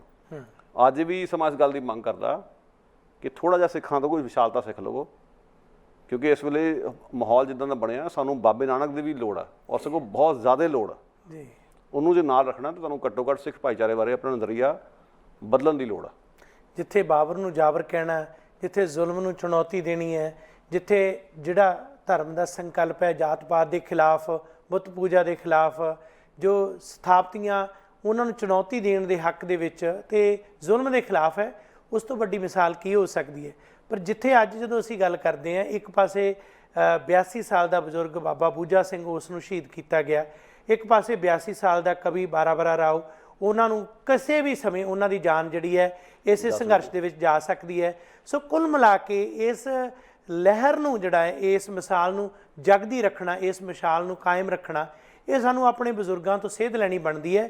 ਚਾਹੇ ਉਹਨਾਂ ਦੀ ਵਿਚਾਰਧਾਰਾ ਜਿਹੜੀ ਹੈ ਕਿਤੋਂ ਵੀ ਉਹਨਾਂ ਨੂੰ ਰੌਸ਼ਨੀ ਮਿਲੀ ਹੈ, ਪਰ ਪੰਜਾਬ ਦੀ ਤਾਂ ਧਰਤੀ ਹੈ। ਪ੍ਰੋਫੈਸਰ ਪੂਰਨ ਸਿੰਘ ਨੇ ਜਦੋਂ ਕਿਹਾ ਪੰਜਾਬ ਨਾ ਹਿੰਦੂ ਨਾ ਮੁਸਲਮਾਨ, ਪੰਜਾਬ ਜਿਉਂਦਾ ਗੁਰਾਂ ਦੇ ਨਾਂ ਤੇ ਗੁਰੂਆਂ ਦਾ ਤਾਂ ਫਲਸਫਾ ਹੀ ਇਹ ਰਿਹਾ, ਗੁਰੂਆਂ ਦਾ ਫਲਸਫਾ ਇਹ ਰਿਹਾ ਕਿ ਸਭ ਕੋ ਮੀਤ ਹਮ ਆਪਨ ਕੀਨਾ, ਹਮ ਸਭਨਾ ਕੇ ਸਾਜਨ, ਹਿੰਦੂ ਤੁਰਕ ਕੋਈ ਰਾਫਸੀ ਇਮਾਮ ਸਾਫੀ, ਮਾਨਸ ਕੀ ਜਾਤ ਸਭ ਏਕੇ ਪਹਿਚਾਨ ਬੋ। ਜ਼ੁਲਮ ਦੇ ਖਿਲਾਫ ਲੜਨ ਦੀ ਗੱਲ ਹੈ। ਸੋ ਬਾਬਾ ਬੂਝਾ ਸਿੰਘ ਵੀ ਸਾਡੇ ਸ਼ਹੀਦ ਨੇ, ਬਾਰਾਬਰਾ ਰਾਓ ਵੀ ਸਾਡੇ ਯੋਧੇ ਨੇ, ਸਾਡੇ ਨਾਇਕ ਨੇ। ਅਸੀਂ ਜੇ ਬੰਦਾ ਸਿੰਘ ਬਹਾਦਰ ਦੀ ਗੱਲ ਕਰਦੇ ਹਾਂ ਕਿ ਉਹਨਾਂ ਨੇ ਉਸ ਧਰਤੀ ਤੇ ਜ਼ੁਲਮ ਦੇ ਖਿਲਾਫ ਆਵਾਜ਼ ਬੁਲੰਦ ਕਰਕੇ ਜ਼ਮੀਨ ਵਾਹਕਾਂ ਨੂੰ ਜ਼ਮੀਨਾਂ ਦੇ ਮਾਲਕ ਬਣਾਇਆ, ਤੇ ਉਸੇ ਲਹਿਰ ਨੂੰ ਜੇ ਅੱਗੇ ਚਲਾਉਣ ਵਾਲੇ ਜਿਹੜੇ ਪੈਦਾਇਸ਼ੀ ਉਸ ਧਰਤੀ ਤੋਂ ਕੁਝ ਪੈਦਾ ਕਰ ਰਹੇ ਨੇ, ਉਹ ਮਾਲਕ ਨੇ। ਤੇ ਨਕਸਲਾਈਟ ਮੂਵਮੈਂਟ ਦੇ ਜਿਹੜੇ ਯੋਧੇ ਅੱਗੇ ਆਉਂਦੇ ਨੇ, ਉਹਨਾਂ ਦਾ ਵੀ ਸਨਮਾਨ ਹੈ। ਜ਼ੁਲਮ ਦੇ ਖਿਲਾਫ ਜਿਹੜਾ ਵੀ ਲੜਨ ਵਾਲਾ, ਉਹ ਸਾਡਾ ਭਾਈ ਹੋਣਾ ਚਾਹੀਦਾ। ਬਿਲਕੁਲ ਤੁਸੀਂ ਸਹੀ ਕਿਹਾ। ਦੂਜੇ ਬਾਬਾ ਬੰਦਾ ਸਿੰਘ ਬਹਾਦਰ ਦੀ ਵਿਰਾਸਤ ਦੇ ਅਸਲ ਵਾਰਿਸ ਕੌਣ ਨੇ? ਉਹ ਇਹੀ ਲੋਕ ਨੇ, ਬੂਝਾ ਸਿੰਘ, ਬਾਰਾਬਰਾ ਰਾਓ ਜੀ। ਨਾ ਤਾਂ ਬਾਦਲ ਆ ਤੇ ਨਾ ਉਹ ਬਰਾਗੀ ਮੰਡਲ ਵਾਲੇ ਜੀ, ਜਿਹੜੇ ਬਰਾਗੀ ਬਣਾ ਕੇ ਪੇਸ਼ ਕਰੀ ਜਾਂਦੇ ਬੰਦਾ ਸਿੰਘ ਬਹਾਦਰ ਜੀ। ਇਹ ਤਾਂ ਜ਼ਮੀਨਾਂ ਲੋਕਾਂ ਦੇ ਖੋਹਣ ਵਾਲੇ ਲੋਕ ਨੇ। ਉਹਨਾਂ ਵੱਡੀਆਂ ਕਾਰਪੋਰੇਟ ਕੰਪਨੀਆਂ ਦੇ ਨਾਲ ਤੋਰੀ ਫੁਲਕਾ ਚਲਾਉਣ ਵਾਲੇ ਲੋਕ ਨੇ, ਜਿਹੜੀਆਂ ਜ਼ਮੀਨਾਂ ਖੋਹ ਰਹੀਆਂ ਲੋਕਾਂ ਤੋਂ। ਸੋ ਬੰਦਾ ਸਿੰਘ ਬਹਾਦਰ ਤੇ ਇਹਨਾਂ ਦਾ ਕੋਈ ਦਾਵਾ ਨਹੀਂ ਬਣਦਾ, ਬਣਦਾ ਹੈ ਤਾਂ ਇਹਨਾਂ ਲੋਕਾਂ ਦਾ, ਜਿਹੜੇ ਅਸਲ ਜੋ ਸੋਚ ਤੇ ਪੈਰਾ ਦੇ ਰਹੇ। ਸੋ ਖੱਬੇ ਪੱਖੀ ਖੁਦ ਸੋਚਣ ਕਿ ਜੇ ਬੰਦਾ ਸਿੰਘ ਬਹਾਦਰ ਨੇ ਆਪਣੇ ਦੌਰ ਦੇ ਵਿੱਚ ਜ਼ਮੀਨ ਹਲਵਾਹਕ ਦੀ ਹੋਵੇ ਦਾ ਨਾਰਾ ਦਿੱਤਾ ਸੀਗਾ, ਸੋ ਸਿੱਖ ਭਾਈਚਾਰੇ ਤੋਂ ਕੋਈ ਸੇਧ ਲਵੋ, ਸਿੱਖ ਭਾਈਚਾਰੇ ਨੂੰ ਆਪਣੇ ਸਾਥੀ ਸਮਝੋ। ਗੁਰੂ ਨਾਨਕ ਦਾ ਨਾਮ ਲੈਵਾ ਜਿਹੜੇ ਲੋਕ ਨੇ, ਉਹ ਜ਼ੁਲਮ ਦੇ ਖਿਲਾਫ ਖੜੇ ਹੁੰਦੇ ਆ। ਤੁਹਾਨੂੰ ਉਸ ਗੱਲ ਤੇ ਮਾਣ ਹੋਣਾ ਚਾਹੀਦਾ, ਬਜਾਏ ਕਿ ਅਸੀਂ ਉਹਨਾਂ ਤੋਂ ਅਲਰਜੀ ਸਾਨੂੰ ਹੋਵੇ ਜਾਂ ਉਹਨਾਂ ਨੂੰ ਅਛੂਤ ਸਮਝੀਏ। ਇਹ ਛੋਟੀ ਸੋਚ ਹੈ, ਇਹ ਤਿਆਗ ਦੇਣੀ ਚਾਹੀਦੀ ਇਹਨਾਂ ਨੂੰ। ਅੱਜ ਵੀ ਸਮਾਜ ਇਸ ਗੱਲ ਦੀ ਮੰਗ ਕਰਦਾ ਕਿ ਜੋ ਸਿੱਖਾਂ ਨਾਲ ਧੱਕਾ ਇਸ ਵੇਲੇ ਹੋ ਰਿਹਾ, ਇਸ ਵੇਲੇ ਹਾਲ ਦੀ ਘੜੀ ਜੋ ਅਸੀਂ ਵੇਖ ਰਹੇ ਹਾਂ, ਉਸ ਦੇ ਖਿਲਾਫ ਲੈਫਟ ਨੂੰ ਬੇਬਾਕੀ ਨਾਲ ਬੋਲਣਾ ਚਾਹੀਦਾ। ਜਿੱਥੇ ਲੈਫਟ ਦੀ ਗੱਲ ਹੈ, ਮੇਰੇ ਸਾਹਮਣੇ ਇੱਕ ਭਾਰਤ ਦਾ ਬਹੁਤ ਵੱਡਾ ਹਿੱਸਾ ਜਿਸ ਦੇ ਲਈ ਅਛੂਤ ਸ਼ਬਦ ਘੜਿਆ ਗਿਆ, ਸ਼ੂਦਰ ਸ਼ਬਦ ਘੜਿਆ ਗਿਆ, ਦਲਿਤ ਸ਼ਬਦ ਘੜਿਆ ਗਿਆ। ਦਰਅਸਲ ਉਹ ਭਾਰਤ ਦੇ ਅਸਲ ਜਿਹੜੇ ਮਾਲਕ ਜਾਂ ਨੇਟਿਵਸ ਨੇ ਲੋਕ, ਉਹਨਾਂ ਦੇ ਵਿੱਚੋਂ ਬਹੁਤ ਸਾਰੇ ਲੋਕ ਇਹ ਨੇ। ਇਹ ਏਡੀ ਵੱਡੀ ਤਾਦਾਦ ਦੇ ਵਿੱਚ ਨੇ। ਅੱਜ ਜਦੋਂ ਸ਼ਰੇਆਮ ਨੰਗੇ ਚਿੱਟੇ ਰੂਪ ਦੇ ਵਿੱਚ ਇਸ ਤਰ੍ਹਾਂ ਦੇ ਜ਼ੁਲਮ ਹੋ ਰਹੇ ਨੇ, ਇਹਨਾਂ ਦੇ ਉੱਪਰ ਵੀ ਹੋ ਰਹੇ ਨੇ, ਤੇ ਦਿਨੇ ਰਾਤ ਤਸ਼ੱਦਦ ਸਹਿ ਰਹੇ ਨੇ। ਇਹ ਕਿਉਂ ਸਹਿ ਰਹੇ ਨੇ? ਅੱਜ ਭਗਤ ਰਵਿਦਾਸ ਜੀ ਇੱਕ ਰੌਸ਼ਨ ਦਿਮਾਗ, ਜਿਹੜੇ ਸਾਰੇ ਉਸ ਖਲਕਤ ਨੂੰ ਅਗਵਾਈ ਦਿੰਦੇ, ਆਖਦੇ ਨੇ ਬੇਗਮਪੁਰਾ ਸ਼ਹਿਰ ਕੋ ਨਾਉ, ਉਹ ਬੇਗਮਪੁਰੇ ਦਾ ਕਨਸੈਪਟ ਦਿੰਦੇ ਨੇ। ਮੰਨਿਆ ਕਿ ਜੇ ਸਿੱਖਾਂ ਦੇ ਵੱਲੋਂ ਆਵਾਜ਼ ਜਿਹੜੀ ਸਿੱਖ ਸਟੇਟ ਦੀ ਉਠਾਈ ਜਾ ਰਹੀ ਹੈ, ਉਸ 'ਤੇ ਬੜੀ ਤਕਲੀਫ ਹੈ, ਪਰ ਜੋ ਬੰਦਾ ਸਿੰਘ ਬਹਾਦਰ ਨੇ ਕੀਤਾ ਉਹ ਵੀ ਬੇਗਮਪੁਰਾ ਸੀ, ਜੋ ਮਹਾਰਾਜਾ ਰਣਜੀਤ ਸਿੰਘ ਨੇ ਕੀਤਾ ਉਹ ਵੀ ਬੇਗਮਪੁਰਾ ਸੀ। ਉਸ ਬੇਗਮਪੁਰੇ ਦੇ ਕਨਸੈਪਟ 'ਤੇ ਇਕੱਠੇ ਕਿਉਂ ਨਹੀਂ ਹੋ ਜਾਂਦੇ? ਸਬਬ ਨਾਲ ਗੁਰਵਿੰਦਰ ਸਿੰਘ ਜੀ, ਮੈਂ ਤੇਲ ਤੁੰਬੜੇ ਦੀ ਕਿਤਾਬ ਪੜ੍ਹ ਰਿਹਾ ਅੱਜ ਕੱਲ੍ਹ, ਉਹਨਾਂ ਦੇ ਨਿਬੰਧਾਂ ਬਾਰੇ ਜੀ। ਉਹਨਾਂ ਦੇ ਨਿਬੰਧਾਂ ਵਿੱਚੋਂ ਇੱਕ ਨਿਬੰਧ ਹੈ ਜਿਹੜੇ ਅਖੌਤੀ ਅੰਬੇਦਕਰਵਾਦੀਆਂ ਬਾਰੇ ਜੀ। ਸੋ ਇਹ 'ਚ ਬੜੀ ਵਧੀਆ ਉਹਨਾਂ ਨੇ ਇੱਕ ਵਿਸ਼ਲੇਸ਼ਣ ਕੀਤਾ, ਉਹ ਧਿਆਨ ਮੰਗਦਾ, ਔਰ ਮੈਨੂੰ ਲੱਗਦਾ ਤੁਹਾਡੇ ਸਵਾਲ ਦਾ ਉੱਤਰ ਵੀ ਉਹੀ ਹੋਊਗਾ। ਉਹ ਇਹ ਕਹਿੰਦੇ ਕਿ ਬੇਸਿਕਲੀ ਢਾਂਚੇ 'ਚ ਸਮੱਸਿਆ ਇਹ ਬਣੀ ਹੋਈ ਹੈ ਕਿ ਜਿਵੇਂ ਜਿਹੜਾ ਗਾਂਧੀ ਤੇ ਅੰਬੇਦਕਰ ਵਿਚਾਲੇ ਸਮਝੌਤਾ ਹੋਇਆ, ਜਿਹਨੂੰ ਪੂਨਾ ਪੈਕਟ ਕਹਿੰਦੇ ਆ, ਉਹਦੇ 'ਚ ਸਾਰੀ ਗੜਬੜ ਹੋਈ ਹੈ। ਅੰਬੇਦਕਰ ਨੂੰ ਇਸ ਗੱਲ ਦਾ ਚੰਗੀ ਤਰ੍ਹਾਂ ਪਤਾ ਸੀ ਕਿ ਸਾਨੂੰ ਕਿਸ ਕਿਸਮ ਦਾ ਢਾਂਚਾ ਚਾਹੀਦਾ ਇਲੈਕਸ਼ਨਾਂ ਦੇ ਵਿੱਚ। ਜਿਹੜੀ ਰਿਜ਼ਰਵੇਸ਼ਨ ਦੇ ਨਾਂ 'ਤੇ ਹੈ ਨਾ ਕਿ ਇੰਨੀਆਂ ਸੀਟਾਂ ਰਾਖਵੀਆਂ ਦਲਿਤਾਂ ਬਾਰੇ, ਉਹ ਫਾਰਮੂਲਾ ਨਹੀਂ ਸੀਗਾ। ਉਹ ਫਾਰਮੂਲਾ ਸੀ ਕਿ ਦਲਿਤਾਂ ਨੂੰ ਇੱਕ ਵੱਖਰਾ ਇੱਕ ਉਹਨਾਂ ਦਾ ਆਪਣਾ ਹਲਕਾ ਹੋਵੇ, ਹਾਂਜੀ, ਜਿਹਦੇ ਦਲਿਤ ਆਪਣੇ ਤੌਰ 'ਤੇ ਚੋਣ ਲੜ ਕੇ ਯਕੀਨੀ ਤੌਰ 'ਤੇ ਚੁਣੇ ਜਾਣ, ਔਰ ਉਹਨਾਂ ਨੂੰ ਦਲਿਤਾਂ ਦੇ ਹੀ ਮੁੱਦੇ ਦੇ ਉੱਤੇ ਚੋਣ ਲੜਨੀ ਪਵੇ ਆਪਣੇ ਹਲਕੇ ਵਿੱਚ ਜਾ ਕੇ। ਸੋ ਉਹਨਾਂ ਦੀ ਪ੍ਰਤੀਨਿਧਤਾ ਵਧੂਗੀ ਅਤੇ ਮੁੱਦੇ ਲੋਕਾਂ ਕੋਲ ਜਾਣਗੇ। ਪਰ ਗਾਂਧੀ ਨੂੰ ਮਨਜ਼ੂਰ ਨਹੀਂ ਸੀ। ਉਹ ਚਾਹੁੰਦੇ ਸੀ ਵੀ ਵੱਖਰਾ ਹੋਵੇ ਹੀ ਨਾ, ਅਸੀਂ ਜਨਰਲ ਐਸਸੀ ਕੈਟਾਗਰੀ ਜਿਹੜੀ ਹੈ ਵੱਖਰੀ, ਉਹਦੇ ਹਲਕੇ ਵੱਖਰੇ ਨਿਸ਼ਚਿਤ ਕਰ ਦੇਵਾਂਗੇ। ਉਹਦੇ 'ਚ ਕੀ ਹੋਇਆ ਕਿ ਜਿਹੜੇ ਹਲਕੇ ਨਿਸ਼ਚਿਤ ਕੀਤੇ ਗਏ, ਸਪੋਜ਼ ਆਹ ਹਲਕਾ ਐਸਸੀ ਹੈ, ਆਹ ਹਲਕਾ ਐਸਸੀ ਹੈ, ਉੱਥੇ ਜਿਹੜੀ ਪਾਰਟੀਆਂ ਨੇ, ਪਾਰਟੀਆਂ ਨੂੰ ਵੋਟਾਂ ਪੈਂਦੀਆਂ। ਬਿਲਕੁਲ। ਸੋ ਅਖੀਰ ਉਹ ਪਾਰਟੀਆਂ ਜਿਹੜੀ ਹਮੇਸ਼ਾ ਹੀ ਮਨੂਵਾਦੀ ਰਹੀਆਂ ਨੇ, ਸੱਤਾ ਉਹਨਾਂ ਕੋਲ ਰਹੀ। ਬਿਲਕੁਲ। ਦਲਿਤਾਂ ਕੋਲ ਸਹੀ ਰੂਪ 'ਚ ਸੱਤਾ ਕਦੇ ਨਹੀਂ ਗਈ। ਨਤੀਜਾ ਇਹ ਹੋਇਆ ਕਿ ਅੰਬੇਦਕਰ ਨੂੰ ਵੀ ਹਾਰ ਦਾ ਮੂੰਹ ਵੇਖਣਾ ਪਿਆ ਇਲੈਕਸ਼ਨਾਂ ਦੇ ਵਿੱਚ ਜੀ, ਔਰ ਕਾਂਗਰਸ ਵਿੱਚੋਂ ਵੀ ਆਪਣੇ ਉਸ ਪ੍ਰਤੀਦਵੰਦੀ ਤੋਂ ਹਾਰੇ ਜਿਹੜਾ ਕਿਸੇ ਵੇਲੇ ਅੰਬੇਦਕਰ ਦੇ ਨਾਲ ਹੁੰਦਾ ਸੀ ਜੀ। ਇਸ ਤੋਂ ਵੱਡੀ ਨਮੋਸ਼ੀ ਦੀ ਗੱਲ ਕਿਹੜੀ ਹੋਏਗੀ? ਸੋ ਅੱਜ ਵੀ ਇਹ ਹੋ ਰਿਹਾ ਕਿ ਦਲਿਤ ਭਾਈਚਾਰੇ ਨੂੰ ਬੜੇ ਤਰੀਕੇ ਨਾਲ, ਸਾਜ਼ਿਸ਼ੀ ਢੰਗ ਨਾਲ, ਇੱਕ ਤਰੀਕੇ ਨਾਲ ਐਪਰੋਪ੍ਰੀਏਟ ਕਰ ਲਿਆ ਗਿਆ, ਔਰ ਇੱਕ ਨਵੀਂ ਜਿਹੜੀ ਸਮੱਸਿਆ ਬਣ ਗਈ ਹੈ ਨੈਸ਼ਨਲਿਜ਼ਮ ਦੇ ਨਾਂ 'ਤੇ, ਹਿੰਦੂ ਰਾਸ਼ਟਰ ਦੇ ਨਾਂ 'ਤੇ, ਉਹਨਾਂ ਨੂੰ ਇੱਕ ਆਇਡੈਂਟੀਟੀ ਦੇ ਦਿੱਤੀ ਗਈ ਕਿ ਤੁਸੀਂ ਵੀ ਸਾਡੇ ਹਿੰਦੂ ਭਰਾ ਹੋ। ਦਲਿਤ ਭਾਈਚਾਰੇ ਦੇ ਲੋਕਾਂ ਨੂੰ ਵਰਤਿਆ ਗਿਆ 2002 ਦੇ ਕਤਲੇਆਮ ਵਿੱਚ ਵੀ। ਮੈਂ ਉਹਦਾ ਮਤਲਬ ਇਹ ਨਹੀਂ ਕਹਿ ਰਿਹਾ ਕਿ ਸਾਰੇ ਦਲਿਤ ਜਿਹੜੇ ਮੁਸਲਮਾਨ ਵਿਰੋਧੀ ਕਤਲੇਆਮ 'ਚ ਉਹੀ ਸ਼ਾਮਲ ਸੀਗੇ, ਦੂਜੇ ਜ਼ਾਤਾਂ ਦੇ ਲੋਕ ਵੀ ਸ਼ਾਮਲ ਸੀ, ਪਰ ਇੱਕ ਜਿਹੜੀ ਦੀਵਾਰ ਤੇ ਖੜੀ ਕਰ ਦਿੱਤੀ ਗਈ ਨਾ ਸਾਜ਼ਿਸ਼ੀ ਢੰਗ ਦੇ ਨਾਲ। ਸੋ ਇਹਨੂੰ ਦੀਵਾਰ ਨੂੰ ਉਲੰਘਣ ਦਾ ਕੰਮ ਹੁਣ ਦਲਿਤ ਲੀਡਰਸ਼ਿਪ ਦਾ ਹੈ ਜੀ। ਕਸ਼ਮੀਰ ਮਸਲੇ 'ਤੇ ਜੋ ਮਾਇਆਵਤੀ ਨੇ ਬਿਆਨ ਦਿੱਤਾ, ਅਤਿ ਨਿੰਦਣਯੋਗ ਸੀ। ਰਾਮ ਮੰਦਿਰ ਦੇ ਹੱਕ 'ਚ ਜਿਵੇਂ ਬੋਲੀ ਆ, ਅਤਿ ਨਿੰਦਣਯੋਗ ਸੀ। 6ਵਾਂ ਜਸਟਿਸ ਦੇ ਖਿਲਾਫ ਪਰਚਾ ਕਰਾਉਣ ਵਾਲੇ ਕੁਝ ਅਖੌਤੀ ਦਲਿਤ ਕਾਰਕੂਨ ਇੱਥੇ ਵੀ ਮੁਜ਼ਾਹਰਾ ਕਰਨ ਆਏ ਸੀ ਉਹਨਾਂ ਦੇ ਖਿਲਾਫ। ਇਹ ਉਹਨਾਂ ਦਾ ਰਿਫਲੈਕਟ ਕਰਦਾ, ਔਰ ਬਹੁਤ ਨਮੋਸ਼ੀ ਵਾਲੀ ਗੱਲ। ਬਹੁਤ ਸ਼ੁਕਰੀਆ ਗੁਰਪ੍ਰੀਤ ਸਿੰਘ ਜੀ। ਸ਼ਹੀਦ ਬਾਬਾ ਬੂਝਾ ਸਿੰਘ ਤੋਂ ਲੈ ਕੇ ਬਾਰਾਬਰਾ ਰਾਓ ਤੱਕ ਸਾਰੀ ਗੱਲਬਾਤ ਕੀਤੀ ਹੈ। ਹਾਰਦਿਕ ਧੰਨਵਾਦ। ਮਿਹਰਬਾਨੀ ਜੀ। ਸੋ ਇਸ ਦੇ ਨਾਲ ਹੀ ਇਸ ਪ੍ਰੋਗਰਾਮ ਦੇ ਵਿੱਚ ਮਨੁੱਖੀ ਅਧਿਕਾਰਾਂ ਦੀ ਚੇਤਨਾ ਦਾ ਇਹ ਪੱਖ, ਜਿੱਥੇ ਯੋਧੇ ਸ਼ਹੀਦ ਬਾਬਾ ਬੂਝਾ ਸਿੰਘ ਨੂੰ ਅਸੀਂ ਅੱਜ ਉਹਨਾਂ ਦੇ 50ਵੇਂ ਸ਼ਹੀਦੀ ਦਿਨ ਤੇ ਸ਼ਰਧਾ ਦੇ ਫੁੱਲ ਭੇਟ ਕਰਦੇ ਹਾਂ, ਉੱਥੇ ਮੌਜੂਦਾ ਸਮੇਂ ਬਾਰਾਬਰਾ ਰਾਓ ਵਰਗੇ ਤੇ ਉਹਨਾਂ ਵਰਗੇ ਹੋਰ ਸਾਰੇ, ਚਾਹੇ ਉਹਨਾਂ ਦਾ ਰੰਗ, ਨਸਲ, ਮਜ਼ਹਬ, ਕੌਮ ਕੋਈ ਵੀ ਹੈ, ਉਹਨਾਂ ਦੇ ਨਾਲ ਖੜੇ ਹੋਈਏ। ਇਨਸਾਫ ਲਈ ਲੜਨਾ, ਇਹੀ ਸਾਡਾ ਜਿਹੜਾ ਸੰਕਲਪ ਹੈ, ਇਹੀ ਗੁਰੂ ਸਾਹਿਬ ਦਾ ਸਾਨੂੰ ਦਿੱਤਾ ਹੋਇਆ ਵਰ ਤੇ ਵਰਦਾਨ ਹੈ। ਇਹਨਾਂ ਸ਼ਬਦਾਂ ਦੇ ਨਾਲ ਆਪ ਸਾਰਿਆਂ ਦਾ ਸ਼ੁਕਰੀਆ, ਧੰਨਵਾਦ। ਸਾਡਾ ਹਰ ਇੱਕ ਪ੍ਰੋਗਰਾਮ ਦੇਖਣ ਤੇ ਸਾਡੇ ਨਾਲ ਜੁੜਨ ਲਈ ਸਬਸਕ੍ਰਾਈਬ ਕਰੋ ਚੈਨਲ ਪੰਜਾਬੀ ਤੇ ਨੋਟੀਫਿਕੇਸ਼ਨ ਲਈ ਬੈਲ ਆਈਕਨ ਵਾਲੇ ਬਟਨ ਤੇ ਕਲਿੱਕ ਕਰੋ।